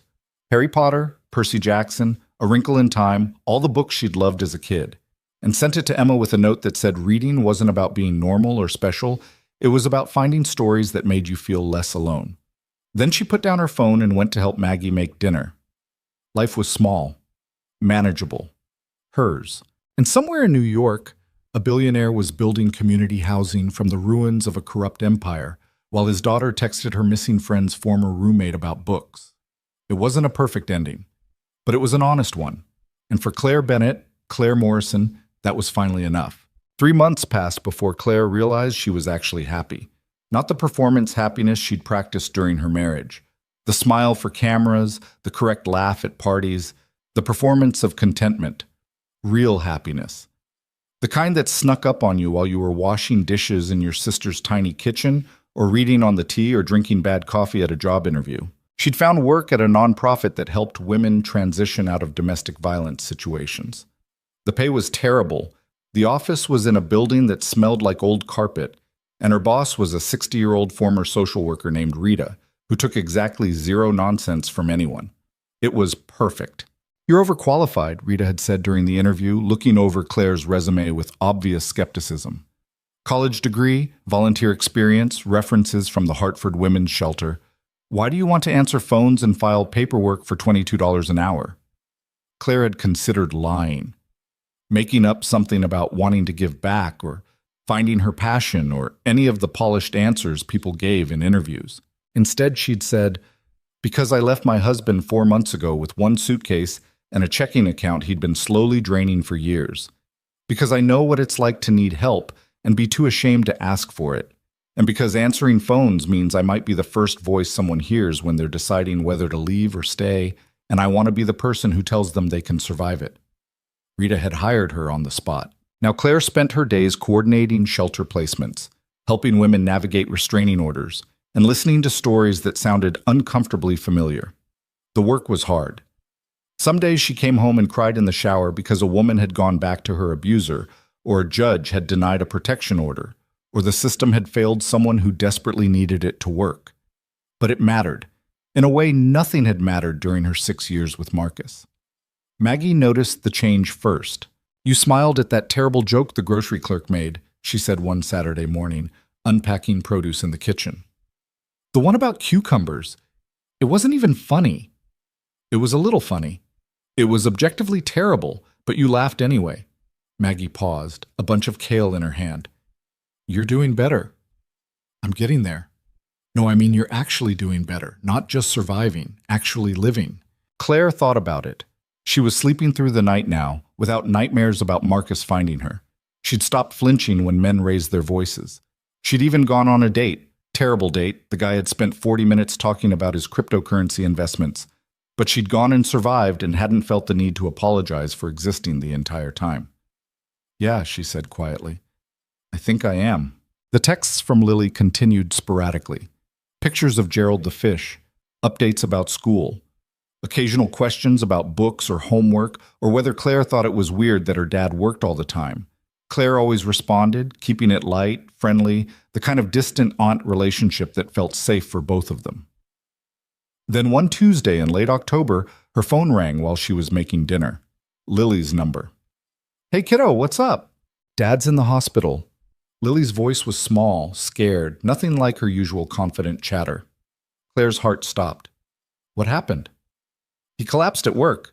They said it's exhaustion and stress, and he hasn't been sleeping. Ms. Rodriguez took me to see him, but he looks terrible, and they're making him stay overnight, and I'm scared." "Where are you now?" "At home. Ms. Rodriguez is here, but she keeps trying to make me eat soup, and I don't want soup." "Is your dad okay? Like, is he in danger?" "The doctor said he'll be fine, but he needs to rest. But Claire, he looks so tired, like he hasn't slept in months." Because he probably hasn't, Claire thought. Ethan had been running on revenge and guilt for 4 years, and now that the war was over, his body was finally demanding payment for all those sleepless nights and skipped meals and the weight of carrying his sister's death. "Can I talk to Mrs. Rodriguez?" There was shuffling, then a warm voice with a thick accent. "Hello? This is Rosa Rodriguez." "Hi, I'm Claire. I'm a friend of Ethan's. Lily sounds pretty scared." "She is scared. Mr. Calloway, he does not take care of himself. Works too much, sleeps too little. The doctor says he must rest, but I know him. He will try to work from the hospital bed." "Is he actually okay?" Lily said exhaustion, but the doctor says his heart is fine, his blood work is fine. He is just completely worn out. They want to keep him for observation. Make sure he rests. Rosa lowered her voice. But between you and me, I think he is more than tired. I think he is sad. He has been sad since his sister died, and even after winning his big fight, the sad does not go away. Claire understood that. Victory didn't erase grief. Sometimes it just left you empty, wondering what you were supposed to do now that the war was over. Can you put Lily back on? Lily, the lady wants to talk to you. Claire? Lily's voice was shaky. Can you come? I know you said you needed to be away, but Dad's in the hospital, and I don't know what to do, and Ms. Rodriguez is nice, but she's not. She's not you. Every instinct Claire had screamed at her to say no. Going back to New York meant stepping back into that world, risking the peace she'd built, opening doors she'd worked hard to close. But there was a 7-year-old on the phone who was scared and asking for help, and Claire had never been good at saying no to people who actually needed her. I'll catch the first train tomorrow morning, she heard herself say. Can Ms. Rodriguez stay with you tonight? Yes. But you're really coming. I'm really coming. After hanging up, Claire sat on the futon for a long time, trying to figure out what she'd just agreed to. Maggie found her there 20 minutes later. You're going back to New York. Just for a few days. Ethan's in the hospital and Lily's scared. And you're going to save them. I'm not saving anyone. I'm just showing up. Claire. Maggie sat down next to her. You know this is going to complicate everything, right? You've spent 3 months building a life here. Going back, I know, but I can't just ignore a kid who's asking for help. Even if helping her means dealing with her father. Even then, Maggie sighed, you're a better person than me. You literally spend your entire life helping people as a social worker. That's different. Those are clients. This is personal. Maggie bumped her shoulder against Claire's. Just be careful, okay? Don't let New York swallow you again. I won't. I'll be back by the weekend. But even as she said it, Claire wasn't entirely sure she believed it. The train ride the next morning felt like traveling backward through time. Connecticut rolled past the windows, then New York appeared on the horizon, and Claire felt the familiar anxiety creeping back, the sense that she was entering territory that belonged to someone else. Rosa met her at Penn Station, a short woman with kind eyes and an expression that suggested she saw right through Claire's casual, this is fine demeanor. Thank you for coming, Rosa said, pulling Claire into a hug before she could protest. Lily has not stopped talking about you since you called. Mr. Calloway does not know you are coming. He is still in the hospital, but I think he will be happy to see you. Or furious that you called me. Maybe both. But Lily needs you, so he can be furious later. They took a cab to the penthouse. The doorman recognized Claire and waved her through without question, which felt both comforting and unsettling, like she'd never really left. Lily was waiting in the living room, still in her school uniform, and when she saw Claire, she burst into tears. Hey, hey! Claire caught her in a hug. It's okay. Your dad's going to be fine. I know, but I was so scared and he looked so tired, and what if he dies like Mom died and then I'll be alone? You're not alone. You have Ms. Rodriguez and your friends, and your dad is not dying. He just needs rest. But what if? No what ifs, not right now. Claire pulled back, looking at Lily's tear-stained face. Have you eaten today? Ms. Rodriguez made me eggs, but I couldn't eat them. Okay, new plan, you, me, and whatever junk food you're not normally allowed to have. We're going to eat feelings until you feel better. Rosa raised an eyebrow. Mr. Calloway does not let her have sugar after 6 p.m. Mr. Calloway is in the hospital and can't enforce his rules. What's Lily's junk food of choice? Ice cream, Lily said immediately. Cookie dough ice cream with chocolate chips. Done. Rosa, you good here, or do you need to leave? I can stay until 8. After that, I must go home to my husband. Perfect. I'll take over at 8. They ordered pizza. Apparently that was Claire's solution to everything. And ate cookie dough ice cream straight from the container while watching a movie Lily chose that involved talking animals and life lessons Claire was too tired to absorb. Somewhere around 7:30, Lily fell asleep with her head on Claire's lap, sticky with ice cream and exhausted from crying.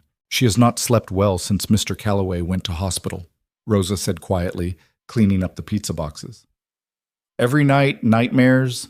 She is afraid to lose him like she lost her mother. Has she talked to anyone? A therapist? Yes, for 2 years now. It helps, but fear is not logical. You cannot therapy away the fear of abandonment when you have already been abandoned by death. Claire looked down at Lily's sleeping face, 7 years old and already carrying so much loss. I should go see Ethan, Claire said. Which hospital? Mount Sinai, but visiting hours are over now. Better to go in the morning. Will you be here? Yes, I arrive at 7 to help Lily get ready for school. After Rosa left, Claire carried Lily to her bedroom. When had this kid gotten so heavy? And tucked her in. The room was exactly as Claire remembered. Books everywhere, drawings taped to the walls. A photo of Sarah on the nightstand, smiling in a way that suggested she'd been laughing when the picture was taken. Claire stood there for a moment, looking at the face of the woman she'd never met, but whose absence shaped this entire family. I don't know what I'm doing here, she whispered to the photograph. But your daughter asked for help, and I couldn't say no. Sarah's frozen smile offered no guidance. Claire slept in the guest room she'd occupied months ago and woke at 6 a.m. to the sound of Lily having a nightmare. She found the little girl tangled in sheets, crying in her sleep, and did what Maggie used to do for her when they were kids. Climbed into bed and held her until the nightmare passed. Lily woke up confused, then relaxed when she realized Claire was there. You stayed. Of course I stayed. People don't always stay. I know, kiddo, but I'm here now. They made breakfast together. Well, Claire made breakfast while Lily provided commentary on everything Claire was doing wrong, according to how her dad made pancakes. He uses vanilla extract. You forgot the vanilla extract. Your dad sounds like a pancake snob. What's a snob? Someone who has opinions about things that don't really matter. Then yeah, he's definitely a pancake snob. Rosa arrived at 7, took one look at Claire and Lily covered in flour, and laughed. You two are a disaster. We're making memories, Claire corrected. After Lily left for school, still worried but less fragile than yesterday, Claire changed into the cleanest clothes she'd packed and headed to Mount Sinai. Ethan was in a private room on the 4th floor, sitting up in bed with his laptop open, despite the very clear doctor's orders on the whiteboard that said, no work. He looked up when Claire walked in and his expression cycled through surprise, confusion, and something that might have been relief before settling on carefully neutral. Claire. Ethan. What are you doing here? Lily called me, said you collapsed and she was scared. So you came from Boston. So I came from Boston. He closed the laptop. You didn't have to do that. I know. But your 7-year-old daughter was terrified and asking for help, so here I am. Claire sat in the chair next to his bed. You look terrible, by the way. The doctor's already told me that several times. Apparently I'm exhausted and need to rest. Shocker. It's not that bad. You collapsed at work, Ethan. That's the definition of that bad. He looked away, jaw tight. I'm fine. Just been working a lot. Working or punishing yourself? Excuse me? You heard me. Claire leaned forward. The war is over. Marcus is gone. You won. But you're still acting like you're fighting, still running yourself into the ground like if you just work hard enough you can bring Emma back. You don't know what you're talking about. Don't I? I spent 6 years destroying myself trying to make Marcus happy, thinking if I just tried harder, did better, was smaller, he'd stop hurting me. You're doing the same thing except your abuser is guilt and grief instead of a person. Ethan's hands clenched on the bed sheets. Emma died because I wasn't there to stop it, because I was too focused on building my company to notice she was falling apart. So yes, I'm trying to make up for that, to do something that matters in her name. And you have. Bennett Development is building affordable housing. You've created programs to help people Marcus would have exploited. You did what you set out to do. It's not enough. It will never be enough. That's the thing about grief. There's no amount of good works that balances out the loss. You can't earn your way out of missing someone. They sat in silence for a while. Medical equipment beeped softly. Someone in the hallway was arguing with a nurse about discharge papers. Lily's scared, Claire said finally. She thinks you're going to die like her mother did. Ethan's face crumpled slightly. I know. Rosa told me. I don't know how to stop. The work, I mean. When I'm working, I don't have to think about everything I've lost. But you're scaring your daughter. And eventually you're going to lose her too. Not to death, but to distance. Because she's learning that work is more important than people, and that's a terrible lesson for a 7-year-old. I don't know how to do this, Ethan said quietly. Be a single parent and run a company and process grief and all of it. Sarah made it look easy, balancing everything, being present, making Lily feel loved. I can't do what she did. You're not supposed to be Sarah. You're supposed to be you, imperfect, grieving, doing your best you. What if my best isn't good enough? Then you figure it out. Get more help. Work less. Go to therapy. Whatever it takes. Claire stood up. But right now your daughter is at school worrying about whether you're alive, so the first step is getting out of this hospital and showing her you're okay. The doctors want to keep me another day. Then call Lily, video call her at lunch, show her your face, prove you're still here. Ethan looked at her for a long moment. Why are you here, Claire? Really? Because Lily asked, and because someone needed to tell you that winning the war doesn't mean you get to destroy yourself in the aftermath. You could have told me that over the phone. I could have, but I didn't. Something shifted in his expression. How long are you staying? I don't know, couple days, until Lily feels better. And then back to Boston, back to normal? That's the plan? Right, of course. He picked up his phone. I should call the office. Let them know I'll be back tomorrow. Ethan, I'll work from home, part-time. That's a compromise, right? It wasn't enough, but it was something. Claire decided not to push. She'd said what needed saying. The rest was up to him.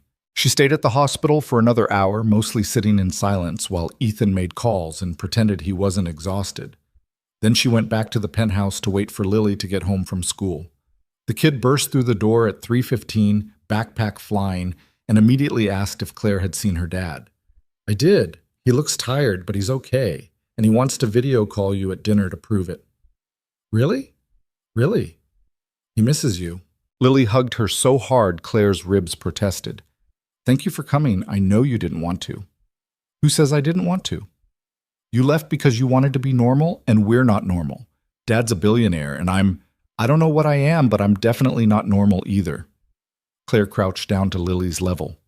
You're a smart, brave kid who's dealing with hard stuff. That's pretty normal, actually. Most people are dealing with hard stuff. Some just hide it better.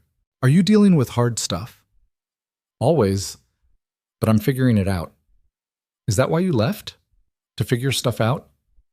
Partially, but also because this isn't my world. I needed to find my own world. Does that make sense? Lily thought about it. Kind of, but I still wish you'd stayed. I know, kiddo. They made dinner together, pasta with store-bought sauce, because Claire's cooking skills had limits. And at 6 p.m., Ethan called via video chat. He was still in the hospital bed, but he'd shaved and looked more alert. Hey, sweetheart. Dad. Lily grabbed the phone. Are you okay? When are you coming home? Tomorrow. The doctors are letting me out tomorrow morning. Promise? Promise. And when I get home, we're going to have a talk about me working less and being around more. Really? Really? Claire pointed out that I've been kind of terrible at that lately. Lily glanced at Claire, who was pretending not to listen from the kitchen. Claire's smart. She is. Now tell me about your day. Did you finish that project on ecosystems? They talked for 20 minutes, Lily's anxiety visibly easing as she watched her father make jokes and ask questions and be present in the way she needed. After hanging up, Lily looked at Claire. You told him to work less? I suggested he might want to prioritize you over board meetings. What did he say? That he'd try. That's what adults say when they don't actually plan to change. Sometimes, but I think your dad means it. Because you told him to. Because he loves you, and he's finally listening to what you need. Lily seemed satisfied with this. They spent the evening doing homework and watching cooking shows and acting like this was normal. Claire staying in a Manhattan penthouse, helping raise someone else's kid, pretending she belonged here. Except it didn't feel like pretending. It felt comfortable in a way that should have scared her, but instead just felt right. That night, after Lily went to bed, Claire sat by the windows looking out at the city. Her phone buzzed with a text from Maggie. How's it going? Complicated. Are you coming back? Yes. Probably. I don't know. That sounds healthy. I'm helping Ethan's daughter. That's all. Sure. Just helping. Nothing else. What else would there be? Oh, I don't know. Maybe the fact that you've been half in love with him since he flew you to New York on a private jet to take down your abusive husband? Claire stared at the message, typed and deleted 3 responses, finally settled on, I'm not in love with him. Okay. But you're thinking about it. I'm thinking about a 7-year-old who needs stability. Right. The 7-year-old. Not her emotionally unavailable billionaire father. Good night, Maggie. Love you too, little sister. Just be careful. Claire put down her phone and tried not to think about Maggie's words. She wasn't falling for Ethan. That would be ridiculous. He was still grieving his wife and sister. She was still recovering from Marcus. They were both disasters held together by stubbornness and unprocessed trauma. Falling for him would be the worst possible decision, which meant she was absolutely not doing that. Definitely not. She was still telling herself that the next morning when Ethan came home from the hospital looking exhausted but upright, Lily tackled him in a hug that nearly knocked him over. Easy, sweetheart. Still recovering here. You're home. I'm home. He looked over Lily's head at Claire. Thank you for staying with her. Of course. Can you stay for lunch? I'd like to talk. About everything. Claire should have said no, should have made excuses about getting back to Boston, back to her job, back to her normal life. Instead, she said, sure. Lunch sounds good. And watching Ethan make sandwiches while Lily chattered about school, the 3 of them moving around the kitchen like they'd done this 1,000 times before, Claire realized something that terrified her. She didn't want to leave. Not tomorrow, not this weekend, not ever. Which was a problem she had absolutely no idea how to solve. Lunch turned into dinner, which turned into Claire spending another night in the guest room, which turned into a week of her living in the penthouse while pretending she was just helping out temporarily. Ethan worked from home like he'd promised, though Claire caught him sneaking into his office at midnight more than once. Lily's nightmares gradually decreased. The 3 of them fell into a rhythm that felt dangerously close to being a family, which was exactly why Claire knew she needed to leave. You're doing it again, Maggie said during their daily phone call. Claire had escaped to Central Park, needing air and distance and perspective she couldn't find inside the penthouse. Doing what? Making yourself small, convincing yourself you don't belong somewhere just because it feels good. That's not what I'm doing. Then what are you doing? Because from where I'm sitting, you've been in New York for 2 weeks helping raise someone else's kid while working your Boston job remotely and lying to yourself about what's actually happening. Claire sat down on a bench watching joggers and dog walkers and nannies pushing expensive strollers.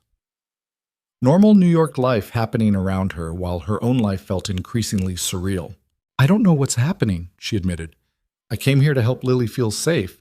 Now I'm cooking dinner and helping with homework. And yesterday, Ethan asked my opinion on hiring decisions for the foundation. And that's bad because? Because this isn't my life, Maggie. This is borrowed, temporary. I'm the woman who helped destroy Ethan's enemy, not someone who belongs in his world permanently. Did he say that, or are you saying it for him? Claire didn't have an answer to that. That evening, Ethan asked her to stay after Lily went to bed. They sat in the living room with glasses of wine. Neither of them was really drinking, the city glittering below them like possibilities neither was ready to name. I need to talk to you about something, Ethan said finally. Claire's stomach clenched.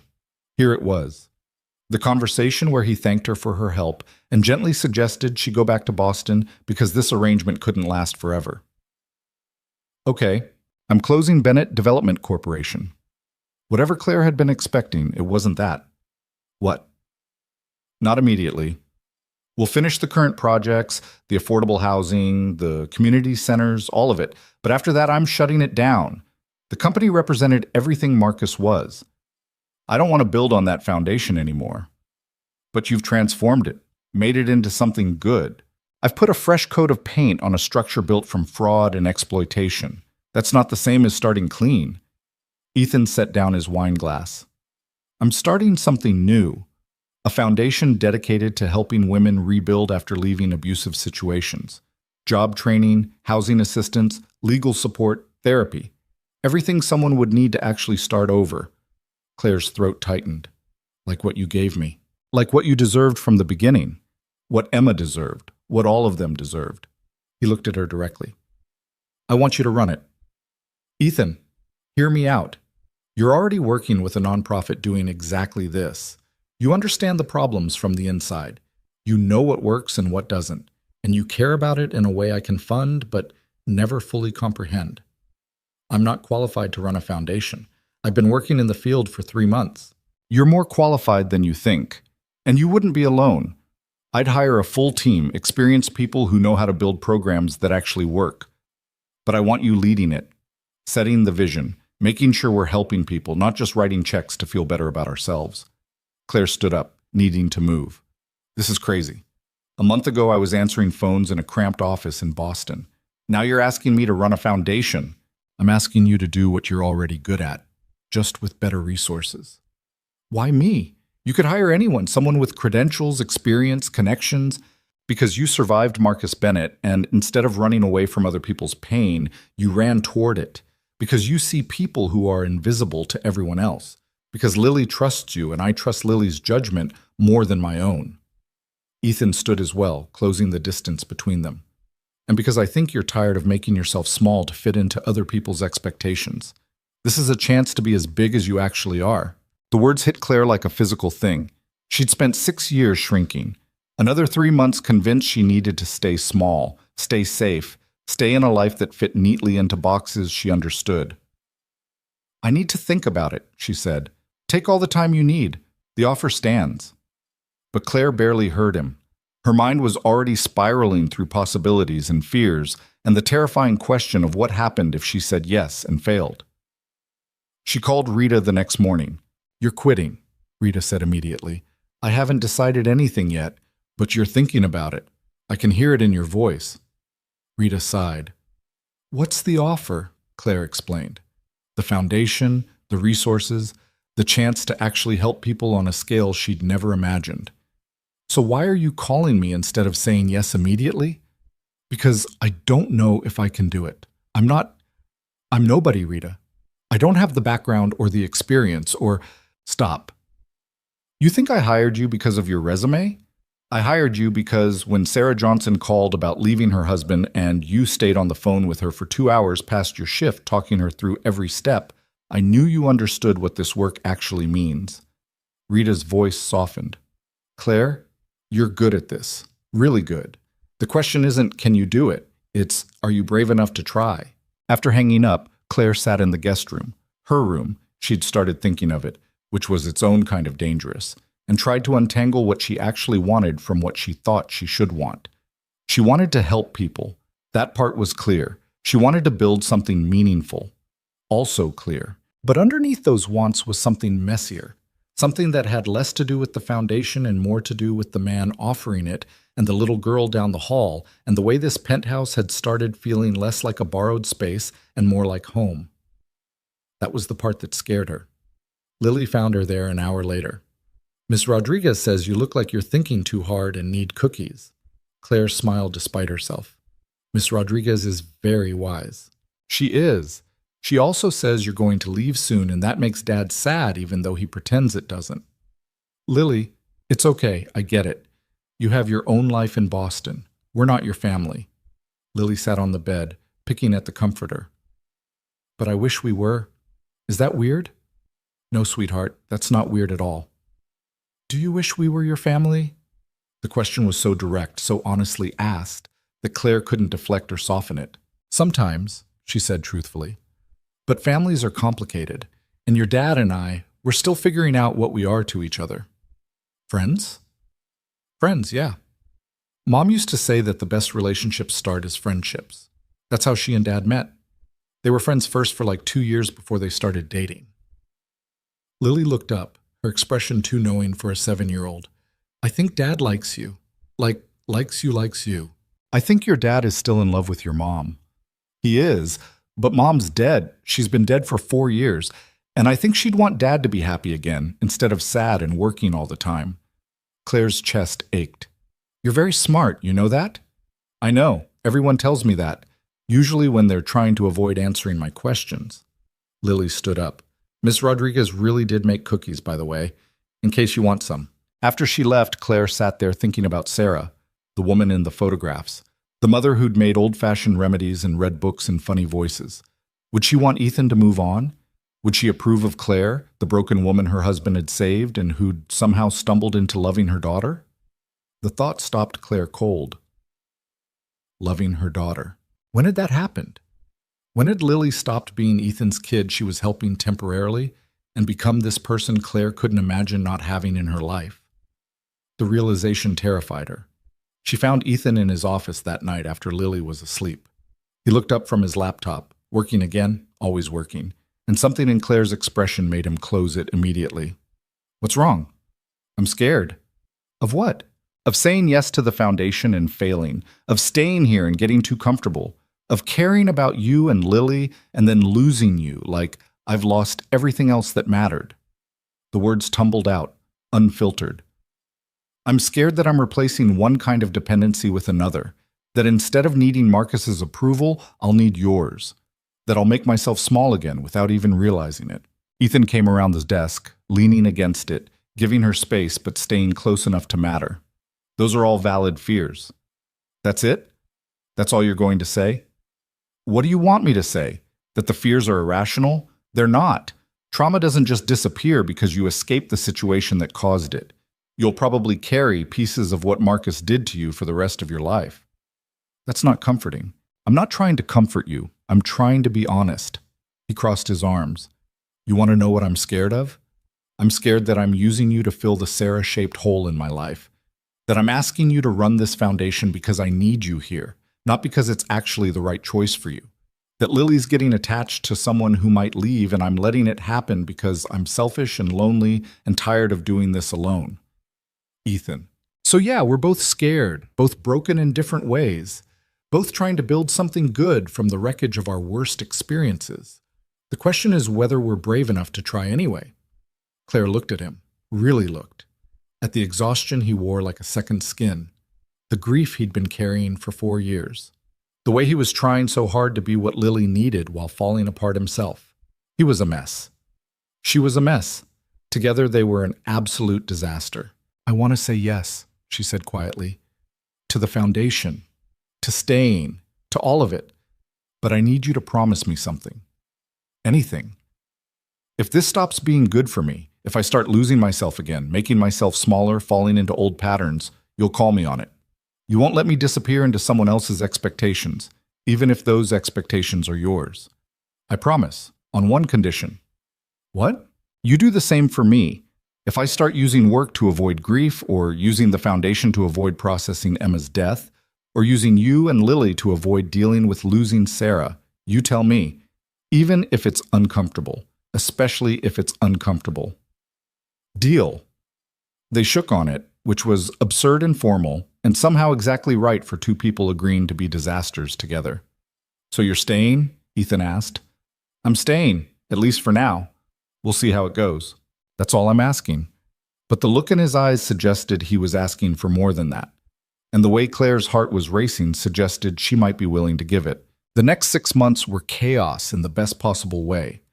Claire officially took the position as director of the Morrison Foundation, named after her grandmother, the one who'd given her the silver ring she still wore. She hired a staff of 12, all women who'd survived situations similar to hers.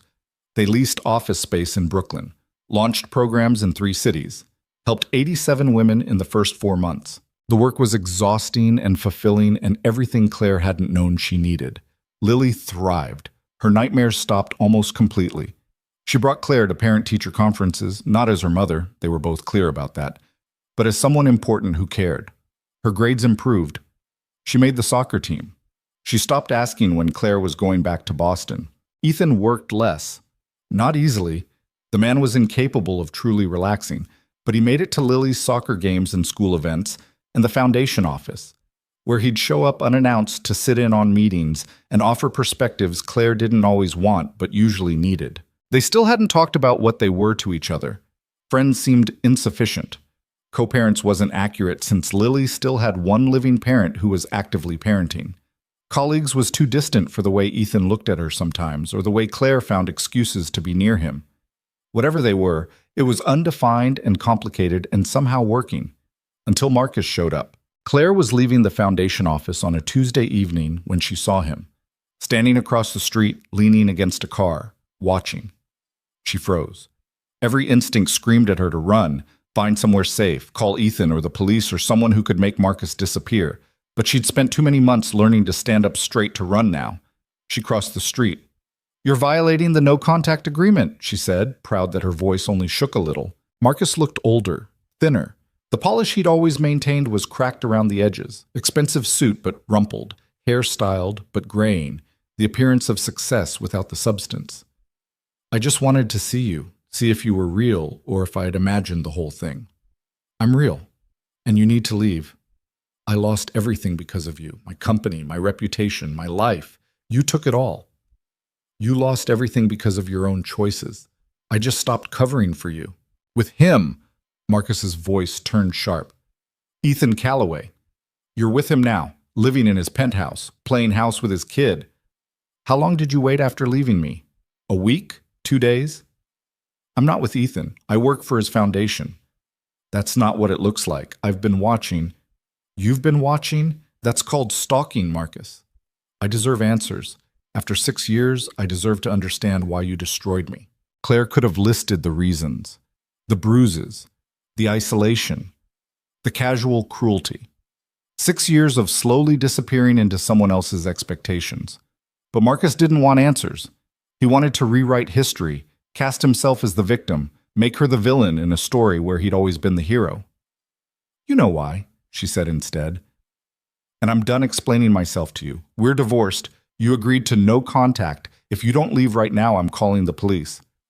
"You wouldn't—" She pulled out her phone. Marcus's expression shifted, calculation replacing anger.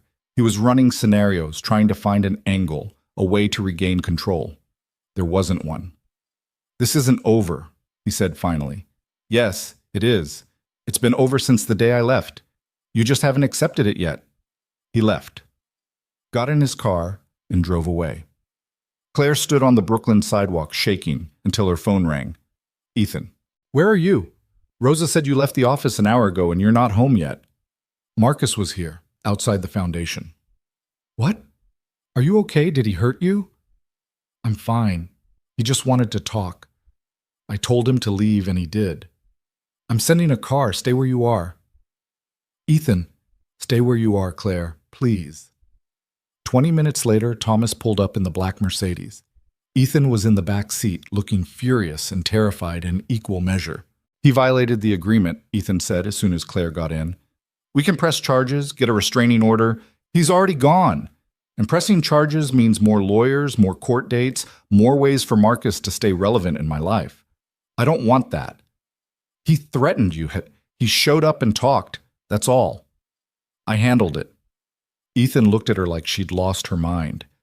"You shouldn't have to handle it. That's what the no-contact agreement was for." "I know, but I did handle it, and that matters." Claire met his eyes. "For 6 years, Marcus made me afraid of my own shadow. Today, I stood my ground and he left. That's not nothing." Ethan's fury slowly shifted to something else. Pride, maybe? Or recognition. "You're right. I'm sorry. When you said he was there, all I could think about was something happening to you. I'm okay. Shaky, but okay." They drove in silence for a while. Then Ethan said, "Move in with us. Officially. Not as a guest or temporary help. As someone who lives there." Claire's heart did something complicated. "Ethan, I know it's fast. I know we haven't defined what we are. But Marcus knows where the foundation office is. He probably knows where Maggie lives. The penthouse has security, cameras, a doorman who screens everyone. You'd be safer." "Is that the only reason you're asking?" "No, but it's a good reason." "What are the other reasons?" He turned to look at her fully. "Because Lily asks every morning if you're still here, like she's afraid you'll disappear in the night. Because I've gotten used to having you around and I don't want to get unused to it. Because when Thomas told me Marcus was outside your office, the only thing I could think was that I should have told you weeks ago that I'm falling for you, and now I might not get the chance." Claire couldn't breathe. "You're falling for me. Have been for months, since you stood up to Marcus in that boardroom looking terrified and brave at the same time. Maybe before that." He reached for her hand. I know it's complicated. I'm still processing losing Sarah. You're still recovering from Marcus. We're both disasters trying to raise a 7-year-old and run a foundation and figure out who we are outside of our trauma. But Claire, I don't want to do any of it without you." "I'm scared," Claire whispered. "Me too. What if we mess this up? What if being together ruins what we've built? What if it doesn't? What if we're actually good for each other?" Claire thought about the last 6 months, the way Ethan had supported her vision for the foundation without trying to control it, the way she'd called him out when he worked too much and he'd actually listened, the way they'd learned to be honest about their fears instead of hiding them. It wasn't perfect. They weren't healed. But maybe healing wasn't about becoming undamaged. Maybe it was about finding people who understood your damage and chose to stay anyway. "Okay," she said. "Okay, you'll move in, or okay to the whole falling for each other thing?" "Both, all of it. Let's be disasters together and see what happens." Ethan kissed her then, soft and careful and full of promise. Thomas very obviously kept his eyes on the road. When they got home, Lily took one look at them and said, "Finally, I thought I was going to have to lock you in a closet together." "Lily!" Ethan looked horrified. "What?" "Ms. Rodriguez and I had a whole plan. You two were being ridiculous." Claire laughed until she cried, and somewhere in that cramped, messy, perfect moment, she realized something important. She'd left Marcus with one suitcase and $300, convinced she'd lost everything. Instead, she'd found everything she hadn't known she was looking for. The next year moved faster than Claire thought possible. The Morrison Foundation expanded to 7 cities. They helped over 300 women transition out of abusive situations. Claire gave a TED Talk that went viral. Major donors started calling. Marcus tried to sue for defamation, claimed the foundation's very existence implied he was abusive. The case got thrown out in 2 weeks. His lawyer sent a settlement offer. Marcus would leave Claire alone permanently if she agreed to never speak publicly about their marriage. Claire declined. She didn't plan to talk about Marcus specifically, but she refused to be silenced about her own experience. He didn't contact her again. Lily turned 8, made the honor roll, started calling Claire by her first name instead of Dad's friend Claire. They never discussed the shift. It just happened naturally, the way all the important changes in their strange little family seemed to happen. Ethan and Claire moved slowly, carefully, 2 people who'd both been broken learning to trust something good. They went on actual dates, restaurants where they talked about anything but work, walks through Central Park, a weekend trip to Boston where Maggie grilled Ethan about his intentions and decided he was acceptable but still not good enough for her sister. They fought sometimes, about work boundaries, about Lily's bedtime, about whether Ethan's tendency to solve every problem with money was helpful or controlling. They fought and made up and learned that conflict didn't mean abandonment. 15 months after Claire had first walked into Ethan's jet, unsure whether she was heading toward salvation or disaster, they got married in a small ceremony in Central Park. Lily was the flower girl. Maggie was the maid of honor. Rosa cried through the entire thing. Sarah's photo sat on a table near the front. Not forgotten, just no longer the only story. Emma's too. Claire kept her name. Morrison, not Bennett, not Calloway, just herself. The foundation grew. They opened a shelter in Emma's name, funded legal advocacy programs, created job training initiatives, helped women Claire would never meet rebuild lives that had been destroyed. Marcus faded into obscurity. Last she heard, he'd moved to California, started a small consulting firm, still trying to rebuild his empire, but smaller now, quieter, no longer capable of destroying lives the way he once had. Sometimes Claire wondered if he'd learned anything. Probably not. People like Marcus rarely did, but that wasn't her problem anymore. 3 years after leaving Connecticut with one suitcase, Claire stood in the foundation office looking at the wall of photographs. Women they'd helped, lives they'd changed, faces that represented second chances and new beginnings. Lily came to the office after school now sometimes, doing homework in Claire's office, asking questions about the work, absorbing the idea that helping people was important. Ethan had finally learned to leave work at work. Mostly. He still snuck into his office late at night sometimes, but now Claire just joined him, bringing coffee and forcing him to take breaks. They weren't perfect, still had bad days, still fought their respective demons, but they fought them together, which made all the difference. One evening, after Lily was asleep, Claire and Ethan sat by the windows looking out at the city that had witnessed both their worst moments and their healing. "Do you ever regret it?" Ethan asked. "Leaving Marcus, coming here, all of it?" "Never. You?" "Never." He pulled her closer. "I spent 4 years planning revenge. Thought destroying Marcus would make me feel better about losing Emma. But it didn't. You know what did?" "What?" "Building something that would have made her proud. Watching Lily grow up happy instead of scared. Finding you." He kissed the top of her head. "Turns out the opposite of destruction isn't revenge. It's creation. Building something good from the wreckage." Claire thought about that. About the foundation. About the life she'd built. About the little girl sleeping down the hall who called her by name and trusted her to show up. She'd walked away from a golden prison with nothing. Now she had everything that actually mattered. Not money, though the financial security was nice. Not status or success or any of the things she'd thought she wanted when she married Marcus. She had purpose, community, a family she'd chosen and who'd chosen her back. She had a life that was entirely, completely, messily hers.